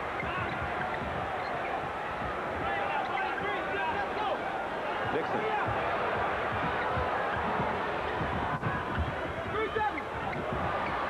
got a hand on it. Kareem steps on the line, and so the Lakers are not even getting shots now so far in this third period. The Sixers, on every kind of play, they have a designated place that they play defense, and they're executing very well defensively. They're not reacting to the Laker offense. They are acting defensively. Already 3 turnovers by L.A. And a din in the crowd. They don't like what they see. Lakers in danger of falling behind 3 games to none unless they win here. And now Wilkes reaching over to miss the foul. He came up on Andrew Toney squared up, and with Andrew Toney, you can't come from him squared up. You have to overplay him that he's going to go to his right. You have to do that. Ivoroni inbounds for Philadelphia. Philadelphia looking to take their first lead of the game, and another Los Angeles foul. That's Kurt Rambis with his 3rd foul. And the Lakers are not getting off to a good start in this 3rd quarter. They are playing as if they were slowed up by molasses. They are not quick, they are not moving, and they're not executing, and Pat Riley's obviously concerned. So the best the Sixers can do right now is to tie the game. Malone is 4 for 8 from the free throw line. And he does. He ties it up. Moses with 11 points. He and Irving lead with 11. And for the Lakers, Kareem has 13 and Wilkes 12. Now we have a Philadelphia foul. On Andrew Toney. Right. We're going to have a timeout. Now the Lakers are going to inbound in their own half of the court, something that they really have been struggling to execute. Let's see if they come through any better when we come back following our timeout in a tie game. Nobody takes shots at second best, but it seems everybody takes shots at the Sony Trinitron, because nobody else has the patented Trinitron system with just 1 gun and 1 large lens. Nobody else has a system with a picture so extraordinary it can't be duplicated. And nobody else has won an Emmy for their picture. So try as they may, their shots just don't stick. Hey, Tiger, if you want to go the distance, you need really tough paws. Uniroyal's all-weather Tiger Paw Plus. It gets a grip on that tough, twisting road and just eats up the miles. Tiger Paw Plus gets an average of 20% more mileage than Michelin X. That's what tests project. It laughs at the weather and keeps right on roaring. For mile after mile after mile. Uniroyal, we give you more to go on. You think it's easy being a bullfighter? No, sir. You must have a great courage and tremendous skill, and you have to move fast. That's why when I am here in America, I drink light beer from Miller. Light tastes fantastic, and it's less filling. That's important because in my profession, you always have to stay 1 step ahead of the bull. Oh! Make that 2 steps. Wow. Light beer from Miller. Everything you always wanted in a beer, and less. Tuesday night, Game 4 of the NBA World Championship. The Philadelphia 76ers meet the Los Angeles Lakers Tuesday night, live on CBS Sports. Game 4 of the World Championship Series, Tuesday night, 9 o'clock Eastern. The Sixers and the Lakers, who are trying to break into the column, trailing 2 games to none right now. Here's Pat O'Brien. Thank you, Dick. An update on Bob McAdoo. He's been suffering with that bruised thigh. He irritated it just before the half. The trainer, Jack Kern of the Lakers, says it is touch and go. They will try to play him later and see how he does with it. Back to you, Dick. Thank you, Pat. We talked about the Lakers trying to execute when they inbound the ball in their half of the court. They worked on it for a while yesterday. Let's see what they do here. They have scored just 2 points on inbound plays on 1 shot. But there was 1 time they didn't score, so I think this is the 3rd time. Magic Johnson from the corner misses. Norm Nixon, bad shoulder and all, comes off. Kareem, foul. Ivoroni, maybe. And if it's on Mark, it'll be his 4th personal foul, and it is. The Lakers starting guards, meaning Nixon and Magic Johnson, have taken only 8 shots and have made only 2. That's in the entire game. Nixon working against Cheeks. Picked up by Ivoroni. Rambis is free inside, and now Ivoroni goes back to cover him. offensive foul. The Lakers are letting the Philadelphia defense dictate what their offensive plays, and that's a bad habit to get into. They're not getting the ball when a man is open in the split second that he's open. For example, Rambis had Tony on him underneath, and they waited. They gave him a chance to switch back. And Ivoroni got back, right. They weren't able to take advantage of the mismatch. We're still tied at 52, 9:15 to go. Rambis has 4 fouls, so the 2 starting power forwards have 4 personal fouls apiece. Malone uses his body and gets the point. So Moses Malone gives Philadelphia their first lead of the ball game, and it comes with 9:02 remaining in the third period. 54-52 to score. Jamal Wilkes off the hands of Johnson. So the execution falters again for the Lakers, and on a 2-on-1, Tony takes it in. And now Philadelphia is rolling, and Pat Riley wants to talk it over. And I don't think the Lakers have scored this half.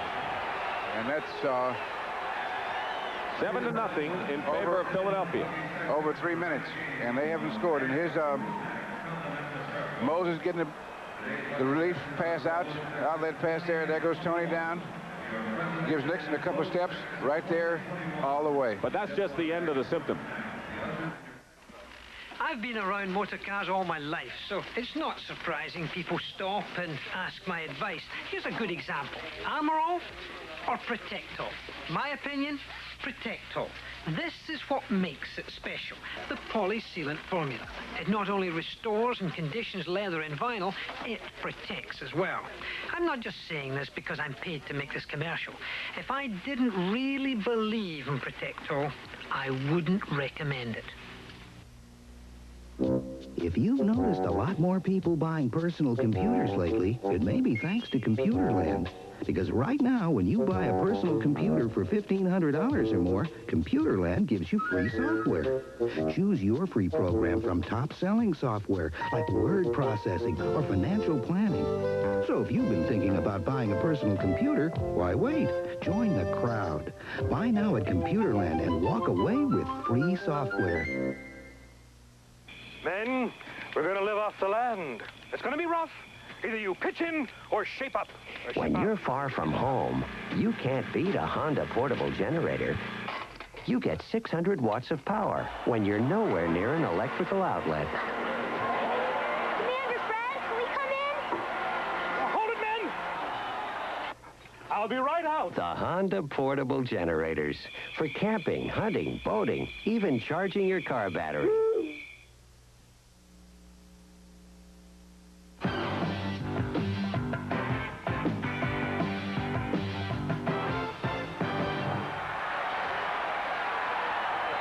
Well, the crowd is behind the Lakers right now, and so is some of the stars like Neil Diamond and Ann Margaret and a fine actor, Richard Crenna. They are here to watch the Lakers. Buddy Rich, 56-52. The Lakers have turned the ball over 5 times in the first 3 minutes and 14 seconds of this period. And a Philadelphia foul. The Lakers have yet to score in this period with 8:38 remaining. Philadelphia has outscored them 7-0. The personal is on Andrew Toney, his second. Michael Cooper's come in for the Lakers. And the Lakers are right now in trying to figure out this Sixer defense, are starting to go one-on-one a little bit. And that's also not the thing you want to do. What you have to do is make up your mind. We're going to execute our offense. And all the offenses can beat a defense if you execute them properly. But it takes willpower and discipline. 76ers have played this entire series like they want it more than anybody else in the game of basketball. And there's a perfect example why. Now, Julius was double-teamed on that play, and he ended up shooting a dunk shot. 58-54. So now it's Philadelphia that's taken the impetus away from Los Angeles after the Lakers had a 15-point lead in the first half. And that was not a good shot by Jamal Wilkes. And there goes the Sixer fast break, which they worked. Andrew Toney, double team, and he takes steps. Turns it over to the Lakers. You know, it's amazing that the 76ers, other than perhaps the burst by Moses Malone, have not really had great offensive games by Irving or Toney or Malone individually. They've gotten the job done defensively and in a team way. Dixon against Cheeks. is pushed. Second foul on Motique. And they're still not getting good shots, the Lakers are not. Julius Erving. Does he work hard for a basket or what? And he's been doing it for years and years. Here he is working to get the lob pass. Two guys on him defensively. Too late.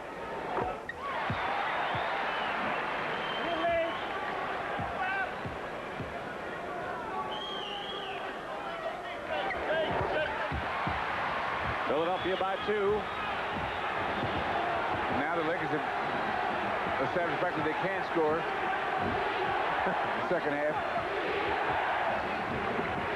Defense. Irving goes in. Foul. The basket counts. Julius Erving with a quick move down the middle. The Philadelphia 76ers swept the Knicks in 4 straight. They took Milwaukee 4 games to 1 and lead 2-0 here. Julius gives a good move here on Jamal Wilkes. He go left. Right there, right down the middle. Comes up full. Now the top of the three-pointer. Now what the Lakers must do if they're going to come back and win this game, they must regroup mentally and not get discouraged. Because they say this is going to happen again. You can't think that at all. They're still looking for their first field goal of this period. With 7:25 remaining in the third. 56-61. Malone gets the rebound. 5-point lead, Andrew Toney. They're playing with the confidence of a champion right now, Philadelphia.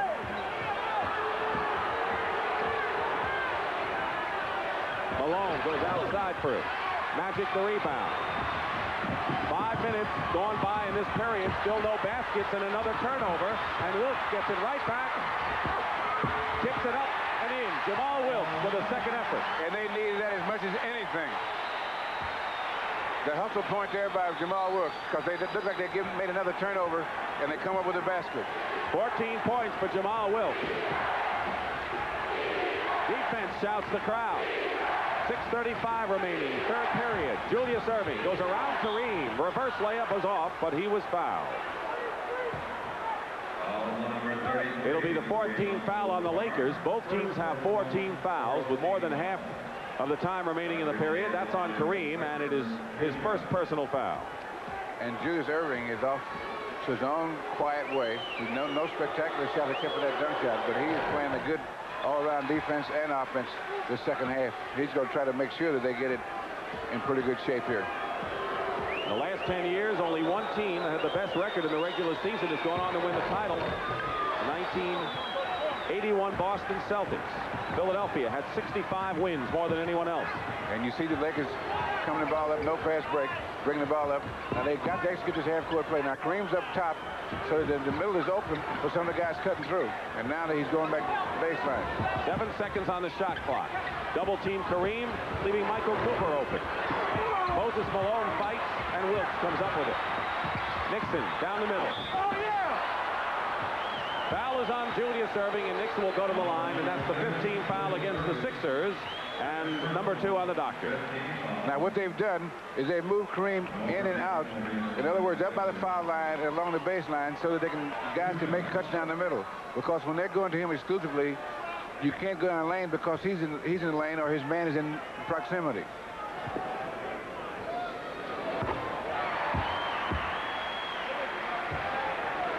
There you look at Norman Nixon's playoff average, nearly 20. 5 points. I think it's 6 in this game, counting that first free throw. Philadelphia by 4. Good passing. Open man is Andrew Toney, and he's fouled. Michael Cooper ran into Toney. After the shot was taken. 15th foul on the Lakers. We are live at the Forum in Inglewood, California. Dick Stockton with Bill Russell. Game 3 of the NBA World Championship, with the Lakers trailing 63-59 in this game and 2-0 in the best-of-7 final. Now on that last play, what the Sixers demonstrated another quality they have as a team is good passes, because they double-teamed Julius Erving, and it took 2 passes, but they found an open Andrew Toney. And if you're good passes, getting that ball around the perimeter, you can take advantage of a double team very easy. Which is why Billy Cunningham has always said that the one thing you want to prevent the Lakers from doing is passing around the perimeter. Right. That goes for his team, too. Tony makes his first free throw in 4 tries. 5-point Philadelphia lead.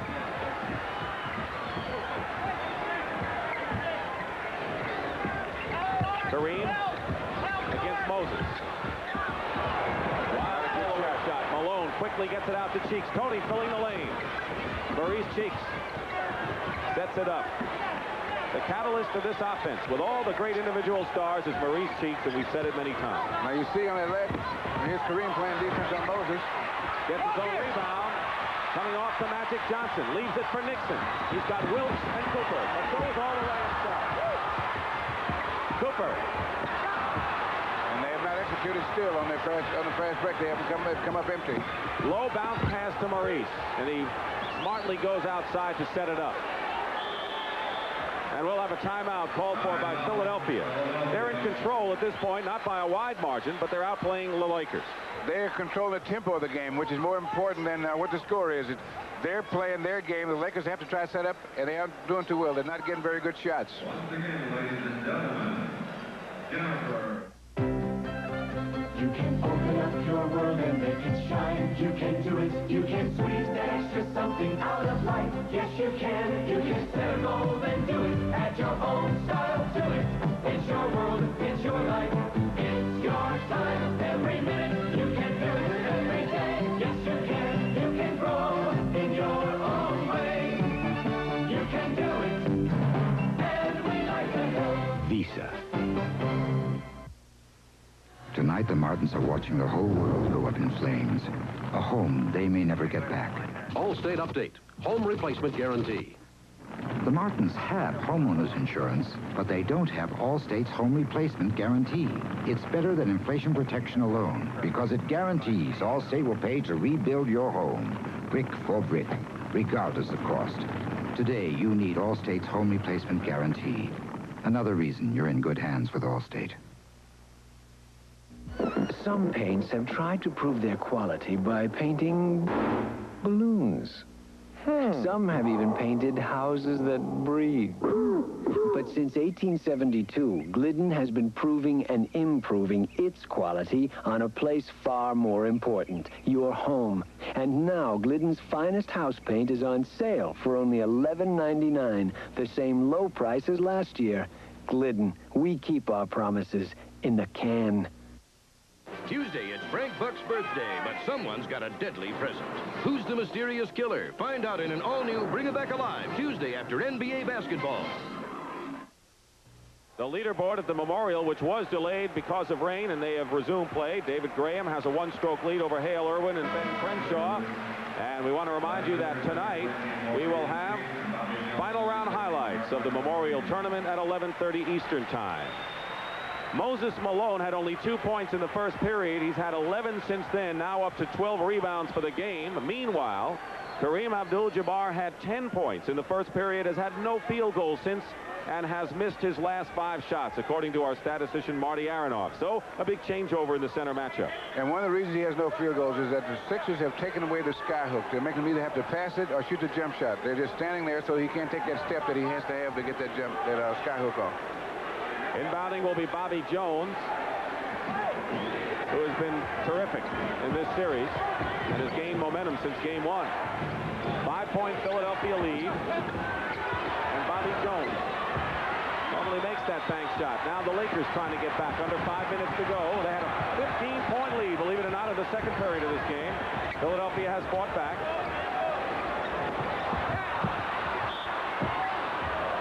Kareem is fouled and will shoot at the line. Both teams have been in the penalty, Bill. Now, the Lakers are now, when they go down, they're looking to go inside. And they may be better if they execute some plays on the baseline to see if they can get Jamal Wilkes loose. Does that tell you something? 1 for 10 from the field. Sixers just about at 50%. And the Lakers cannot convert, even when they've got good percentage shots inside. I don't think they're going to shoot a good percentage until they start to work Jamal Wilkes loose on the baseline, because when they do that, that opens up the Philadelphia defense that stretches it. And then Kareem can get the good shots inside. Kareem makes the free throws. He has 15 points. He's the high scorer for the Lakers. Andrew Toney, by the way, now with 3 personal fouls. Clint Richardson is in with Toney. The trap for the Lakers. Malone shut off the baseline. Kareem does a fine job. 9 seconds on the clock. Relentless double teaming. And Andrew Toney takes it to the hoop. The basket, no good, but a foul. And Andrew will shoot.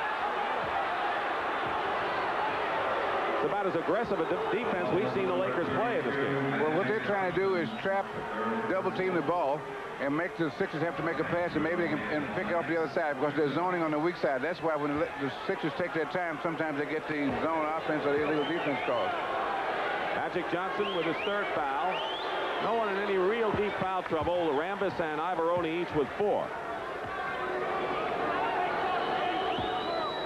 Andrew Toney, who had 25 points in game 1, 19 in game 2. Now it's 15. And once again, 5-point lead for Philadelphia with the clock running down to 4:15 remaining in the 3rd.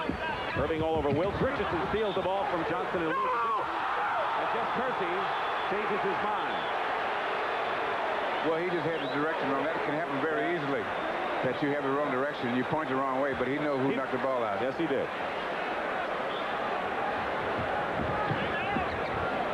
Irving's doing a fine job on Wilkes. There's Julius on him. And they're going to call the foul on Moses Malone. That's 3 on Mo. Well, Kareem has not had the foul trouble that Pat Riley was worrying about. He has only 1. There's McAdoo coming in for Jamal Wilkes. He had that injury that he kind of aggravated before the half, and testing it right now. Now, what the Sixers may do when they get the ball on offense is before he gets a chance to warm up, they may try to get him involved in the defense because they know that he'll be deficient because he can't run at best even when he's warmed up, and see if they can take advantage of that. He was the hero last year, one of them for the Lakers, we should say. 17 points for Kareem and 7 of 8 from the free throw line. Philadelphia leading 66-63. They broke a 52 all time here in the 3rd period. 3:51 remaining. Cooper on Toney. Malone sets a screen for Andrew. He's short. Now Magic has it. Back is Bobby Jones. Good defensive player. And Johnson rolls in with it. Steal. And the Lakers almost took a lead, but Norm Nixon, who was banged up pretty much when he went in there, and he might have drawn some blood with that collision. It's still the Sixers by 1. Moses. He can hit from anywhere. And he's 15 for Malone. And Norm Nixon is hurting. Jack Curran and Pat Riley. Nixon is really upset beside that shoulder, which has really been bothering him. He got hit in the neck. It sort of took his breath away. When you get hit there in the neck on that kind of shot with your neck stretched back, it will take your breath away. Now the crowd is all over Jake O'Donnell. It's spirited and heated out here. The Lakers beginning to see their backs perhaps getting to the wall if they continue to climb uphill and catch up against this Philadelphia team. It's 68-65 Philly with 3:14 to go in the 3rd. Philadelphia's a hard team to catch up when they get a lead because they're so good defensively that you have to work so hard just to get close that it takes so much out of you that it's hard to try to pull ahead even if you do catch up. And Jake O'Donnell blows the whistle. And he's going after Norm Nixon. And he's going to call the foul against Philadelphia. Andrew Toney. And that for Toney will be his 4th personal foul. He'll come out of the game, and Maurice Cheeks replaces him. Billy Cunningham from Brooklyn, New York, and University of North Carolina. Now, what he's thinking, and not saying to the referee, is you let him talk into that foul. Because on the last play down, Nixon said, I got hurt, and I got hit. They started booing, and now Billy Cunningham is saying to the referee now, you call the foul now. Are you reacting to it? And what he's doing is trying to take that edge he may think that the Lakers have picked up from the referees. Take it back.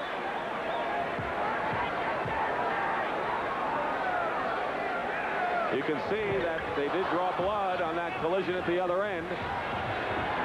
Philadelphia by 2 under 3 minutes to go. And Michael Cooper picks up the loose ball. And trying to tie the game. Magic Johnson does it. No offensive foul. They call an offensive foul on that one. And look at Magic.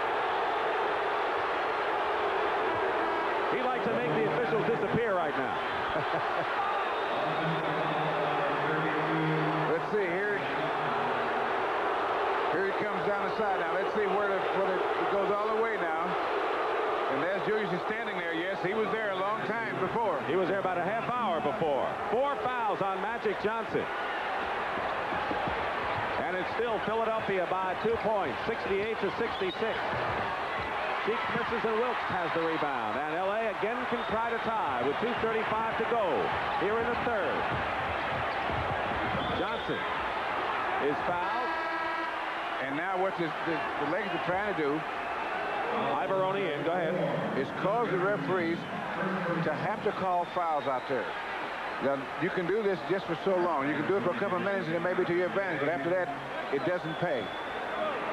Clint Richardson's first foul, and Magic Johnson is on the line to shoot 2 to try to tie this ball game up. The last tie we had was at 52 all, and now a technical foul has been called against Billy Cunningham. He's been relatively quiet in this game, but he didn't like that last one. And I think he's saying what you're thinking, and that is the Lakers might have talked him into it. Yes, and he might have said that. and the referees don't like to hear that. Right? They don't like to hear that at all. Trying to tie it up now. In fact, if you make the 2 free throws, they're ahead. Go ahead. 8 for 8 from the line. And Los Angeles, trailing most of this third period, will try to wend its way in front again with 2.5 to play, and they do. This is a game the Lakers need, and you can sense the urgency in the fans and the Lakers. 69 to 68, Los Angeles. Game 3. Bobby Jones. Ivoroni comes back to put Philadelphia in front. And that's 6 of the best rebounding team in basketball is just took advantage of the situation, and that's not a good shot again. Malone with the rebound. Not only has he done the job off the defensive boards, he has 7 offensive rebounds, too. Clint Richardson comes up. Kareem, and they'll call a loose ball foul against Ivoroni, I think, and that'll be number 5 on him. Now, here's the play here. Here's Ivoroni getting position there. There's a rebound. This is the one when he gets up and dunks the offensive rebound. 5 on Ivoroni. He remains in the game. McAdoo. We have a 70-70 game with 1:51 to go in the third.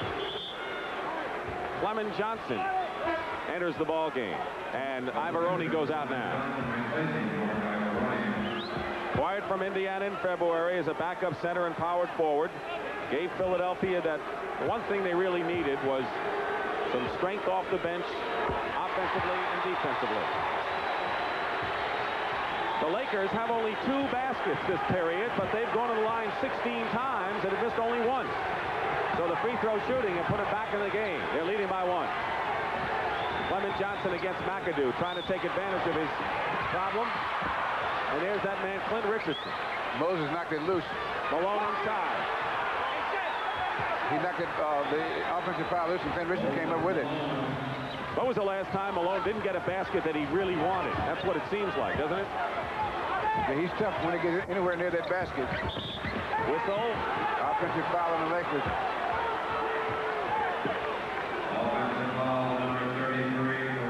Kareem's second personal foul.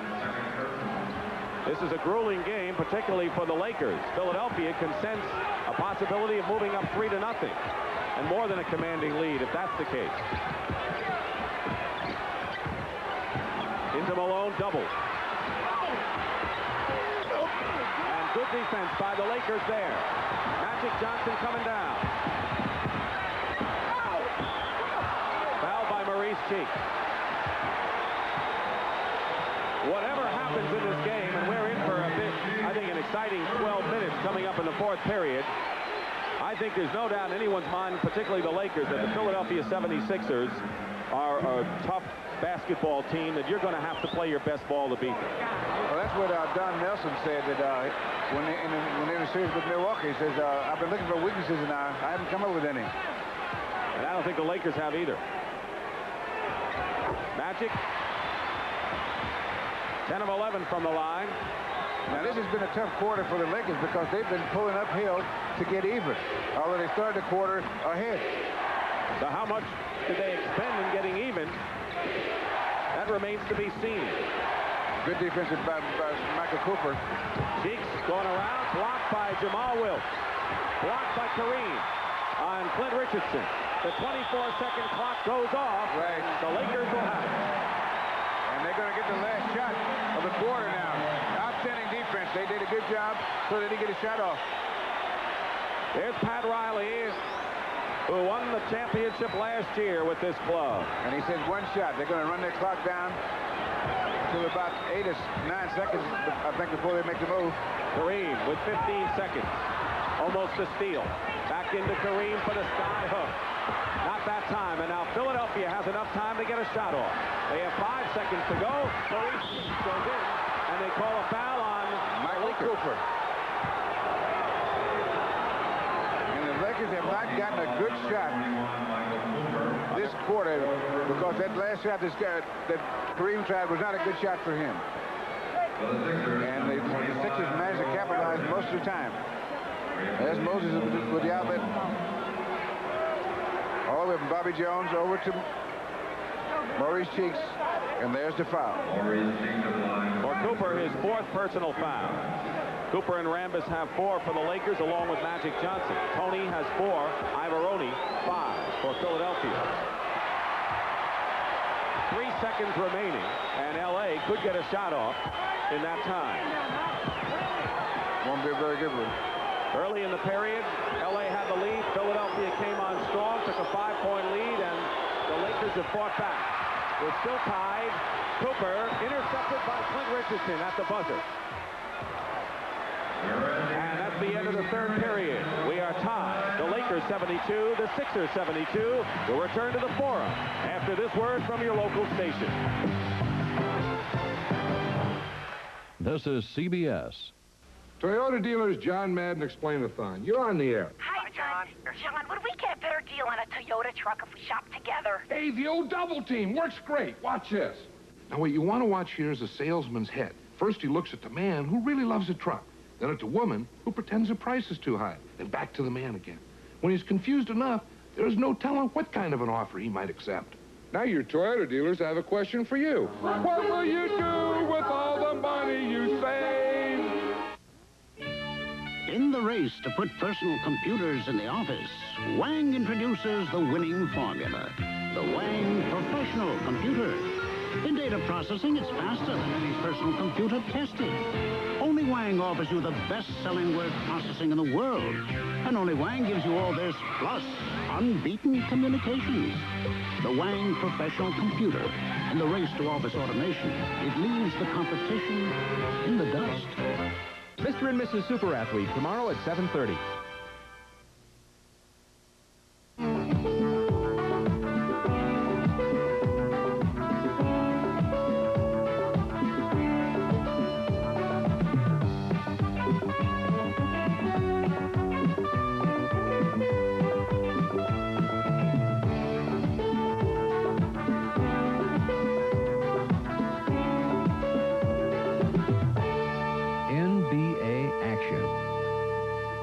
Fantastic. The preceding message was furnished by the National Basketball Association. The NBA on CBS is sponsored by Foamy, the shave cream that's more than thick and rich enough for a clean, close shave. Blue Poly, the one-step poly sealant with a 2-year guarantee. Light beer from Miller, everything you've always wanted in a beer, and less.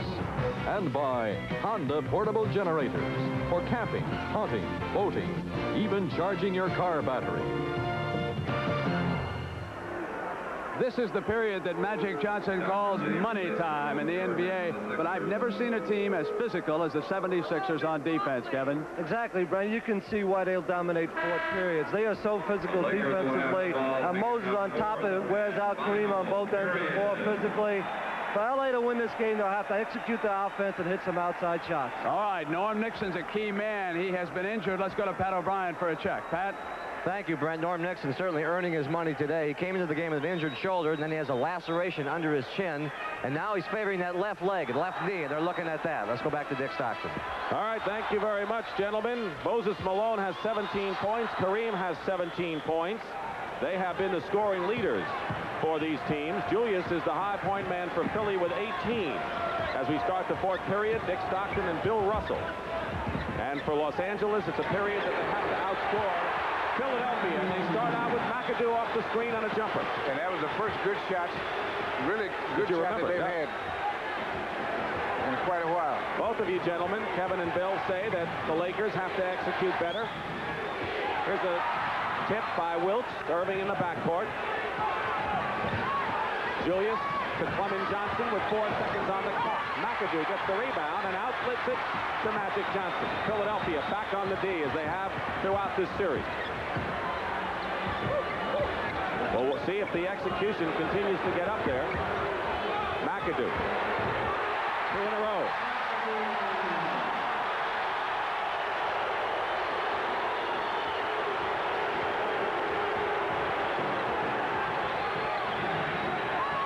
Lakers by 4. Clement Johnson, baseline against Kareem. Bobby Jones with the offensive rebound. A big basket for Bobby Jones to prevent the Lakers from really getting off to a decent start here in this period.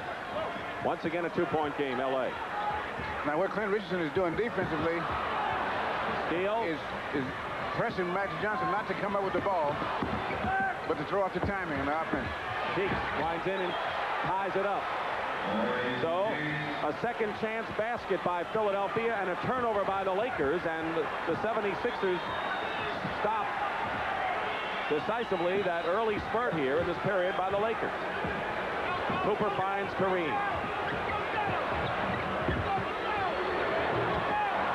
Bobby Jones got McAdoo out of the way effectively and comes up with a loose ball. Now Richardson. The third tie of the ball game. We've had 4 lead changes. LA was up by 15 in the second period. Sixers by 5 in the third. Cooper on the foul, and that's number 5 on Michael. And with Nixon hurting, that could create a problem for the Lakers. This was a big basket by Philadelphia early. Because Clement Johnson has Kareem outside. He drives the baseline. He goes up. There's a defensive pressure. He misses it. But Bobby Jones comes up with it. Can't let him do that. I'll tell you, trying to get cultured isn't easy. We just went to the opera and we didn't understand a word. Yeah, but that big guy in those tights sure could sing. Well, at least we still drink a very civilized beer. Light beer from Miller. Light tastes great. But us impresarios drink it because it's less filling. We can't afford to get filled up. Tomorrow night, we're going to the ballet. Yeah, I sure hope they do it in English. Me too. Light beer from Miller. Everything you always wanted in a beer, and less. We weren't planning to go to Midas on our honeymoon, but we didn't have much choice. The brakes on my old Camaro were making a terrible noise, so we pulled into Midas and showed them my guarantee. Now you're Pat Fitzsimmons? I am. Used to be. Midas fixed the brakes right away, and because of the guarantee, the brake shoes were free. I guess something always goes wrong on your wedding day. It's a good thing we could go to Midas. Trust the Midas touch. Its designation, Minolta Program System X700. It is computerized automation or total creativity. If you choose, you set nothing, even with flash. It is unmanned 35mm photography where camera is robot. It is quartz calendar dating, the Minolta X700, voted Camera of the Year on 2 continents. Only from the mind of Minolta. Want to remind you, as the the crowd's being entertained here. Final round highlights tonight at 11:30 of the Memorial Tournament. Pat Summerall has an update right now from Ohio. Pat? All right, Dick, thank you very much. After 2 long rain delays, play has been resumed, and we now have a 3-way tie for the lead, and that's what brought it about. A birdie for Hale Irwin, and now Irwin, Crenshaw, and Graham are all at 7 under. Thorpe and Scott Hope 2 strokes back at -5. Now let's go back to Dick Stockton. We're back, and there is trainer Jack Curran with Norm Nixon, who is trying to stay loose and trying to do some wind sprints and just running back and forth in the hallway, Bill. Yeah, he's trying to keep it warm, so if he keeps it warm, he'll be able to play with it. But if it gets cold, then it throws your timing off and everything. So you got to try to keep it warm. That's why you do wind sprints. You know, he is really hurt with that shoulder, among other things. He had a laceration. You see the knee padding there. He's a gamer, isn't he, Norm? That's why I said earlier, Dick, that he's one of the toughest guys in this league. Because you see that it's not foolish. You don't want to play and hurt yourself seriously. That's foolish, but he's just tough. He knows that what damage can be done. Tie score. Andrew Toney breaks the tie. It's 78-76, Philadelphia. Plenty of time to go. Philadelphia trying to move out 3 games to none in the best of 7. Rambis will call the foul. And they put Clay Johnson in the game because of the foul trouble with Michael Cooper and the injury to Norm Nixon. And Clay Johnson is going to try to hold the fort. Clay Johnson forced into action against San Antonio and then against Philadelphia because of the problems. Cooper in foul trouble. Nixon shaken up. McAdoo missed. And here comes Philadelphia with a 2-point lead and nearly 3 minutes gone by. Bobby Jones, basket counts on a feed from Maurice Cheeks, and the Philadelphia 76ers just are steamrolling everybody. Well, what they do is, especially here's the fast break here. Maurice Cheeks penetrates, makes the defense react, gives it off to Bobby Jones, and there's the foul. The foul was on McAdoo, his second, and the second team foul on L.A. See, most coaches will say you run the fast break to the foul line. But on a 2-on-1 fast break, the guy with the ball penetrates as close as he can to make the defense react, and then he passes it off. Under 9 minutes to go, 4th period. Lakers trailing 81-76. Matches the biggest lead of the game for Philadelphia. Not a good shot. McAdoo forces the shot up.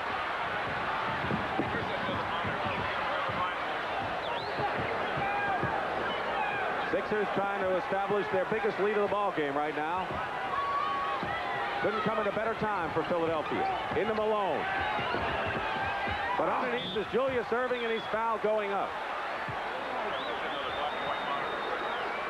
Somebody had asked the Lakers after first 2 games, is it possible that the Philadelphia 76ers just may be a stronger ball club? And that thought has indeed dawned on the Lakers. They can't believe that.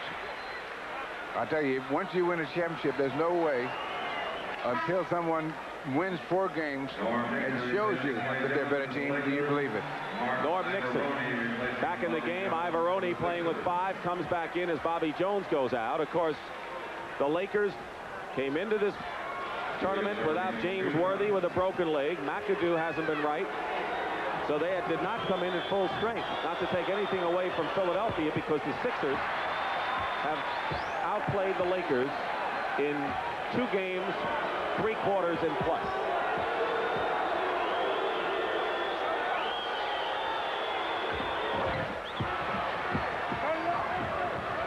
Biggest lead of the ball game for Philadelphia. They've scored 6 in a row.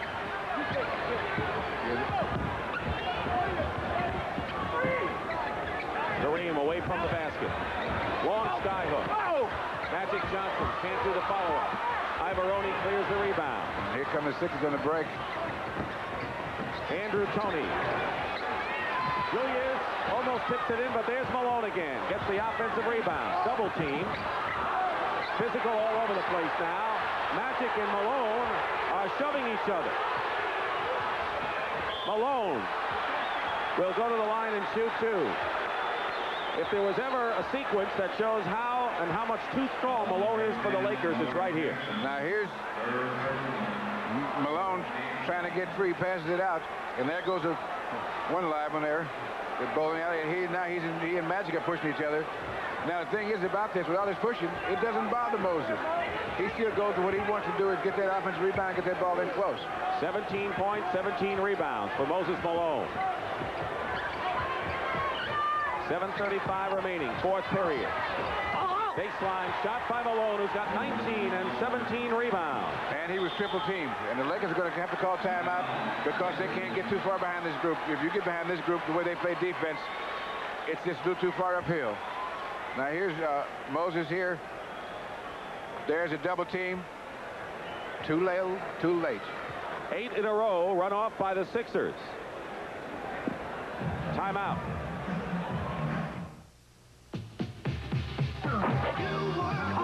Working hard against the clock could mean perspiration odor.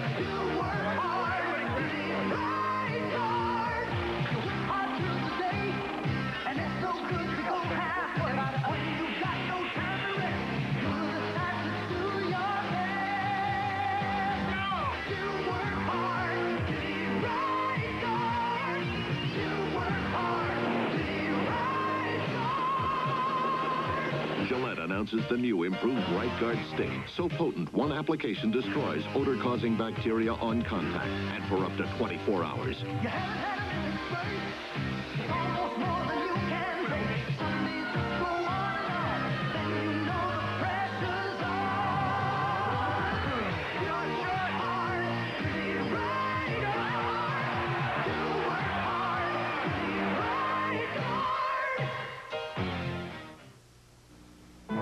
What does the General Motors mark of excellence mean to you? It means the latest techniques in computers, lasers, robotics, and aerodynamics. It means smarter, sleeker, more exciting cars, and the industry's most advanced safety-related research.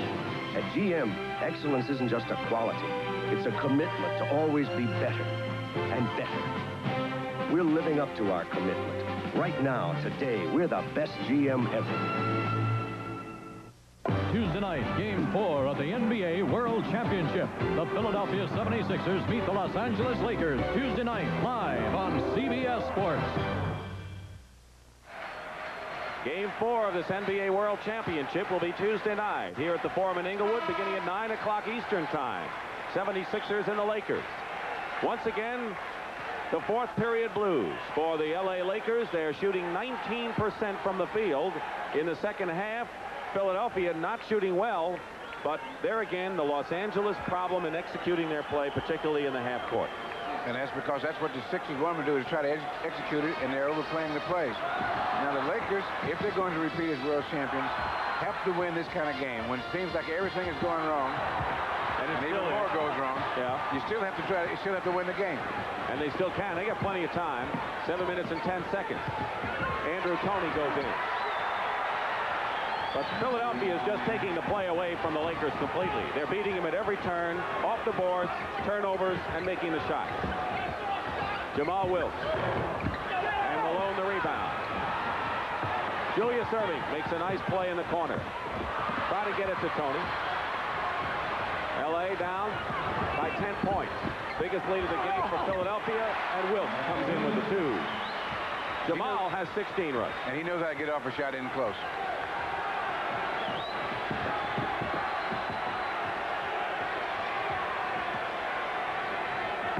Inside, Toney lost the ball. Good defensive play. Just enough to throw the timing off so that he couldn't catch it. Rambis goes out of the game. Michael Cooper, who's playing with 5 personal fouls and has scored 4 points, is in there for him. Nixon playing hurt. Cooper playing with 5 fouls. Jamal Wilkes doesn't get the bounce. Kareem is there. Feeds Wilkes, who gets the basket. Great play by Kareem, getting the offensive board, and he knew he wasn't in a position to really get a good shot off and made an excellent pass. Kind of think we're going to see what this defending champion Lakers are made of in the final 6 minutes here. That's right. You have to win this game. And if everything goes wrong, like I said earlier, you have to win anyway. You've been in that spot with your team. I didn't like it either. Cheeks. It's another big one. Pressure continues on the Lakers. Malone has 19, Tony 18, and Irving 18 for Philadelphia. Jamal Wilkes with 18 points leads for L.A. 5.5 to play, fourth period. And that's what the Sixers like to do, is isolate those, play strong defense. And here comes Julius Irving on the turnover. So at one end, Jamal Wilkes made a pass that was picked off by Moses Malone in about 3 seconds. The 76ers converted it into a slam dunk, and it's 90-80 again, a 10-point game. No team, or only two teams, have come back from a 2-0 deficit in the championship series.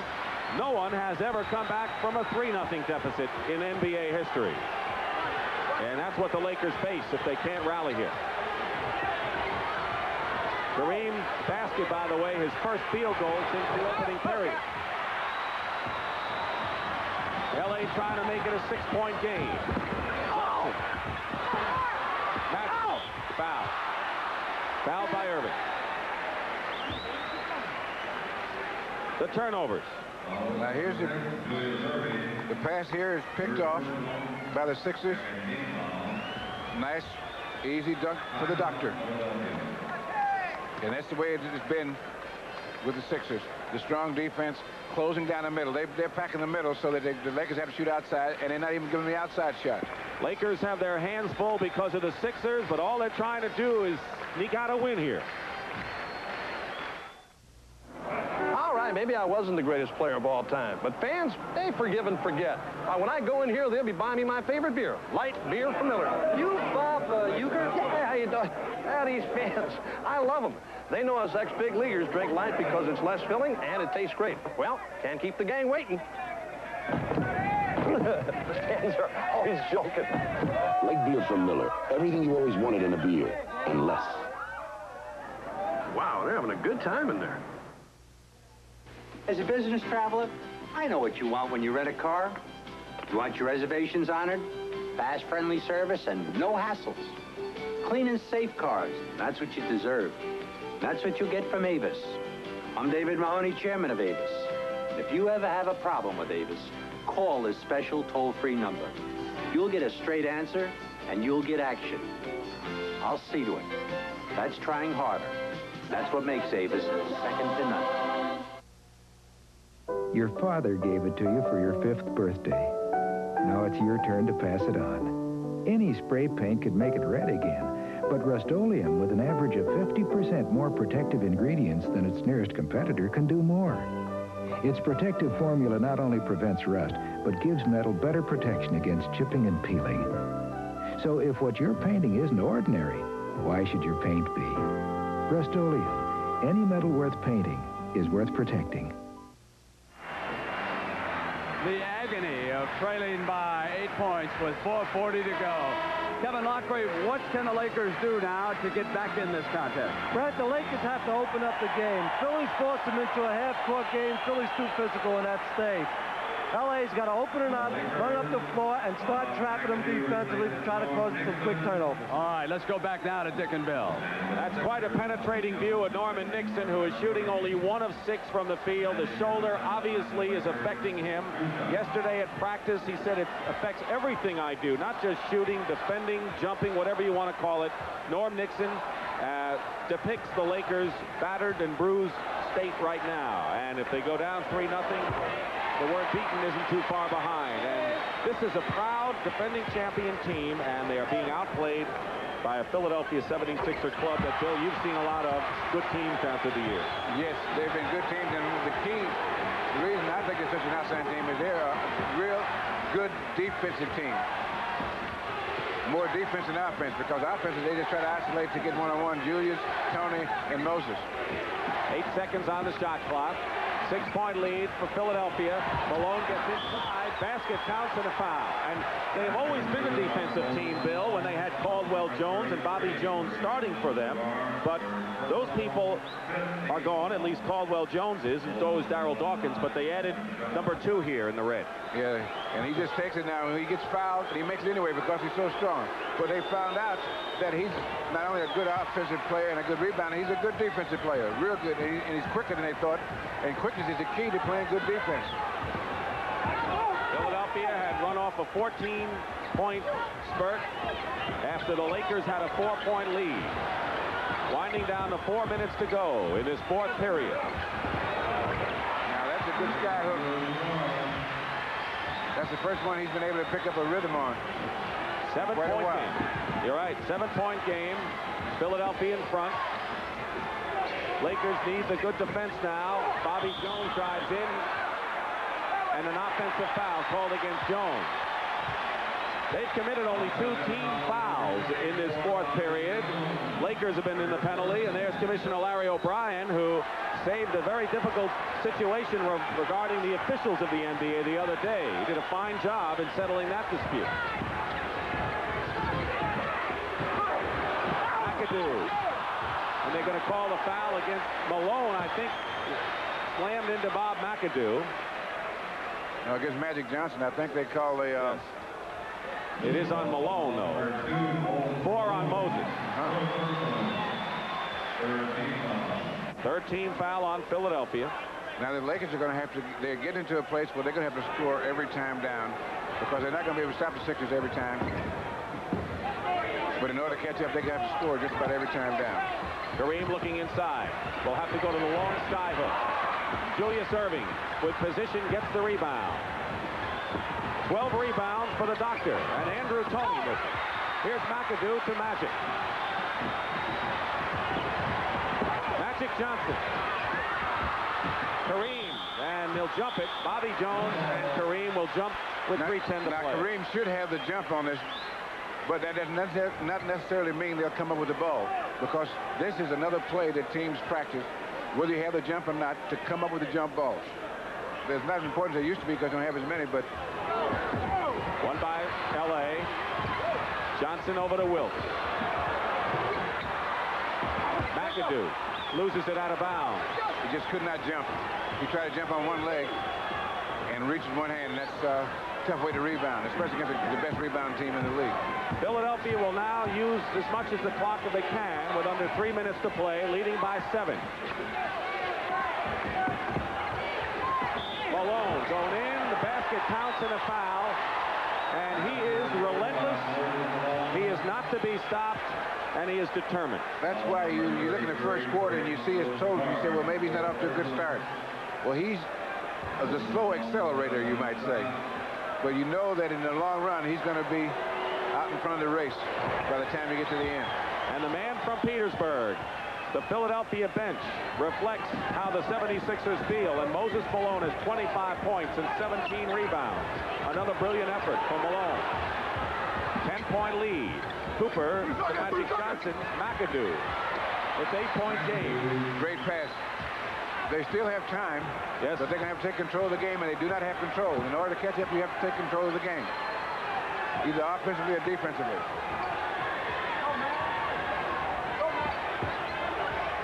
This is a smart Philadelphia team. Malone finding nowhere to go but just to go to the hoop. It's a 10-point game. And a timeout called for by the Lakers. Malone's hit his last 4. And what happens with Moses is that all that banging and banging, he doesn't get tired or upset. All he does is get stronger and better. He never loses his cool.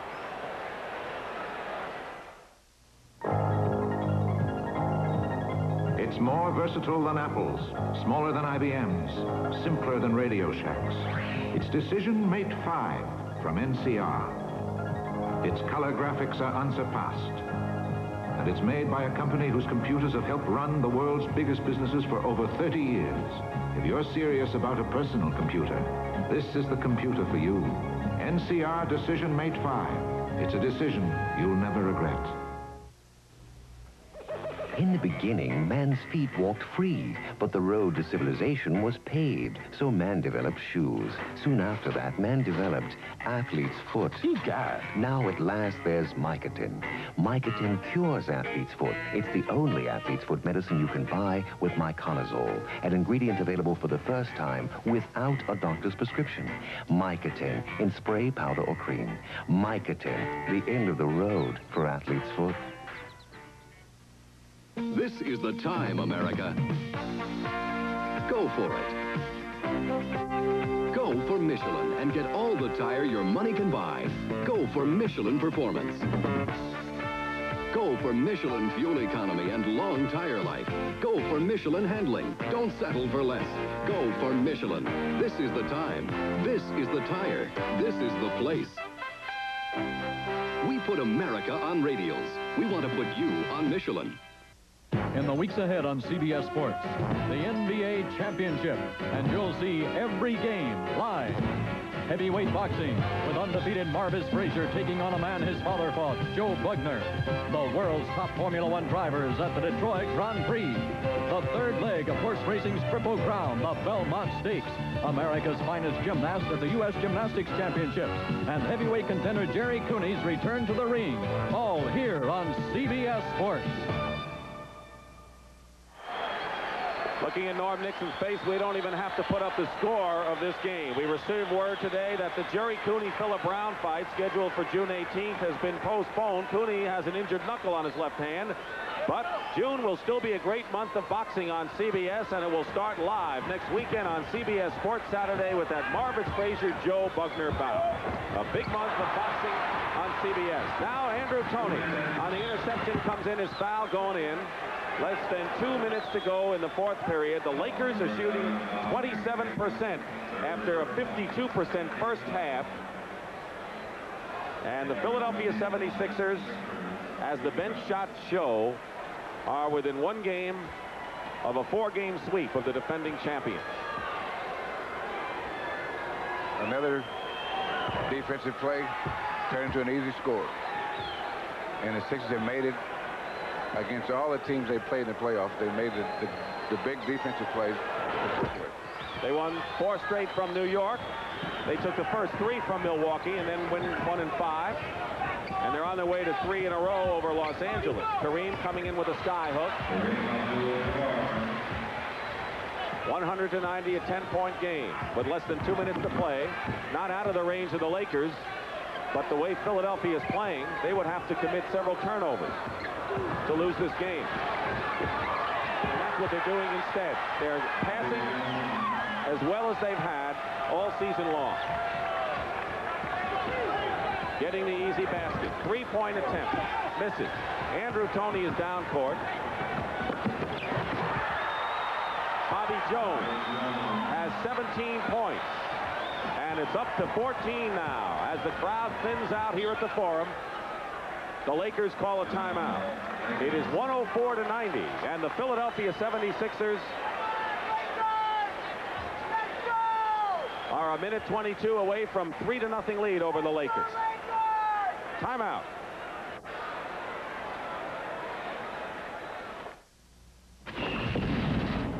How can a guy 5'9" have an unfair advantage over these guys? I use the Gillette Atra razor. They don't.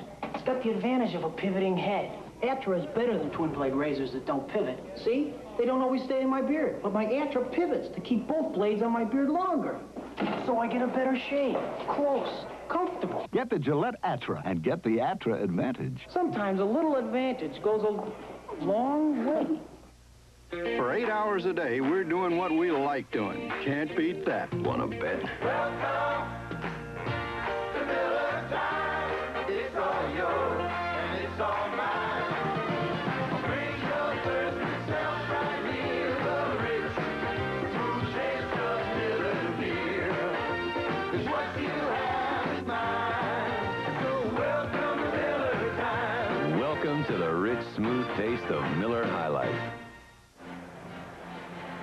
Rain slowed up the final round of the Memorial Tournament today, but tonight you'll see the final round highlights beginning at 11:30 Eastern Time.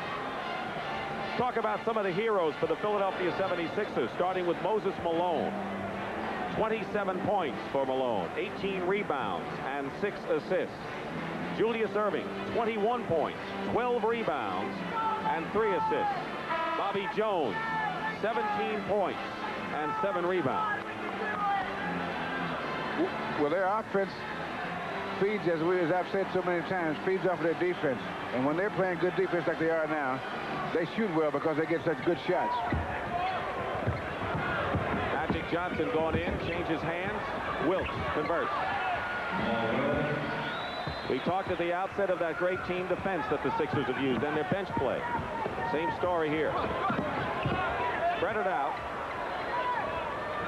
The Lakers bench has scored 16 points. Bobby Jones alone has 17.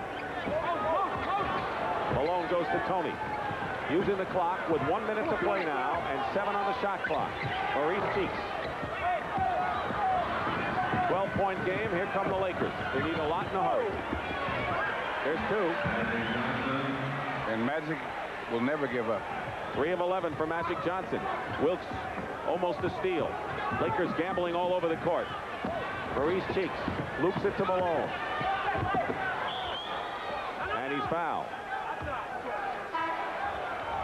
By Michael Cooper. Number 6 on Michael Cooper. He fouls out of the game. He scored 4 points in the game. Cooper is fouled out. And Clay Johnson will replace him. Julius Erving goes out of the ball game for the Philadelphia 76ers. You know, I rode on a plane with the Sixers from Philadelphia out here to L.A. And Billy Cunningham on the plane, when everybody was tired and sleeping, he was sitting there plotting his strategy for the day's game. It was very interesting. We had a nice conversation and the kind of things that he wanted to get done. And apparently he had the right idea so far. There's Franklin Edwards, the 4th guard on this team. Maurice Cheeks goes out, and Andrew Toney go out. So Richardson, and there's Clint, and Franklin Edwards are in the backcourt now. Kareem left the game 23 points and did what he could for his team. 3-point attempt by McAdoo. Malone, another rebound. With 33 seconds to play, Clint Richardson gives the Sixers 2 more. 1 shot, and that's all. And that's not a good shot. They're not giving anything. Even 3 points, they're not letting them shoot it easy. An impressive display as Mike McGee travels. An impressive display of two-way basketball by Philadelphia as Mark McNamara, number 31, who set all kinds of records at the University of California, replaces Moses Malone, who had 19 rebounds, 28 points, and 7 assists in the game. And McNamara hits his first shot. His parents are here from Northern California. He went to school at Berkeley. 109.94. Clay Johnson misses the 3-pointer. And the final seconds here. The Philadelphia 76ers have taken a 3-0 lead. And commanding is not the description for it. It's 3 games to none as Philadelphia beats Los Angeles, winning the game here at the Forum, 111-94 rush. And I tell you, these guys are they get impressive as it goes along, because the more games they play, the better they execute. You know, they said they didn't play but 1 decent game against Milwaukee. I know Don Dell doesn't want to hear that. But as each game is unfolded before us, they've gotten better. They have won 11 out of 12 games in the playoffs, and in this period, the Sixers outscored the Lakers 39-22. So it was that 4th quarter spell that did it again for Philadelphia. Right now, we're going to send you to Ohio to pick up some final round action and a report from Pat Summerall from the Memorial. Pat? David Graham still leads. There was a 3-way tie at one point when Irwin and Crenshaw had all gotten to -7, but Graham birdied to go to -8. But let's go back and look what happened to Irwin. He just come off a bogeyed 15. And that's a birdie for Hale. And he moves back to within 1 stroke with the leader, David Graham. Oh, what an exciting finish we have coming up. So now, let's go back after you see that we've had 2 rain delays here at the Memorial today, but the tournament is being played. And after an hour and a half or more this morning, another of just about that length this afternoon, now the sun has come out. It looks like 3 different days combined all into one. Again, David Graham, the leader, at -8, followed by Hale Irwin at -7, then Crenshaw at -6. And again, what an exciting finish we have coming your way. Now, let's go back to Brent Musburger. We are back at the Forum where the Philadelphia 76ers now have a stranglehold on this NBA World Championship Series. And one of the men closing in on that ring that he so dearly wants is the doctor, Julius Erving. He's standing by with Pat O'Brien. And we're going to be going to them soon. But Kevin Lockery, let's talk about what the doctor means to this franchise, how important it is to him now to win this title. Brandon, I coached him with 2 ABA championships, but he wants to win an NBA championship more than anything. I think the whole basketball world is rooting for Doc, not only because he's a great player, but he's one of the most classiest individuals I've ever met in sports. No hype from me, 3-0. That means it's a matter of time. The 76ers are going to win this series. However, there's a certain amount of pride out here with the Los Angeles Lakers, and I'm not sure that they won't come out blazing on Tuesday night. Kevin, would you agree with that? They'll be ready. They'll be ready to play to make it go at least 5 games. All right, and we'll be back at the Forum in just a moment. Come close, closer, even closer, and see the clear advantage of Rise Super Gel over the leading foam. Super Gel moisturizes better because it softens faster. A clear advantage. To get the moisturizers in this much Super Gel, you need all this foam. For a clear advantage, Super Gel lubricates better, softens faster. For a super smooth shave, the leading foam can't beat. So come close, closer, even closer. Get the clear advantage of Rise Super Gel. I've been around motor cars all my life, so it's not surprising people stop and ask my advice. Here's a good example. Armor all or protect all? My opinion, protect all. This is what makes it special, the polysealant formula. It not only restores and conditions leather and vinyl, it protects as well. I'm not just saying this because I'm paid to make this commercial. If I didn't really believe in Protect All, I wouldn't recommend it. 111-94, the final score. The 76ers come to the West Coast, and that is the biggest victory margin of the 3 games. They win number 1 by 6. They win the second one by 10. And then here today, that defense really turned it around. It really is. What we said, the great defense of Philadelphia, they out-rebounded them 54-41. They dominated the game. They wear the team down in the 4th period, and then they take over. All right. Well, there are a number of people that we should thank for doing an outstanding job on this broadcast. Let's take a look at the credits now, as led by our executive producer, Ted Shaker, and thank everyone. Great job.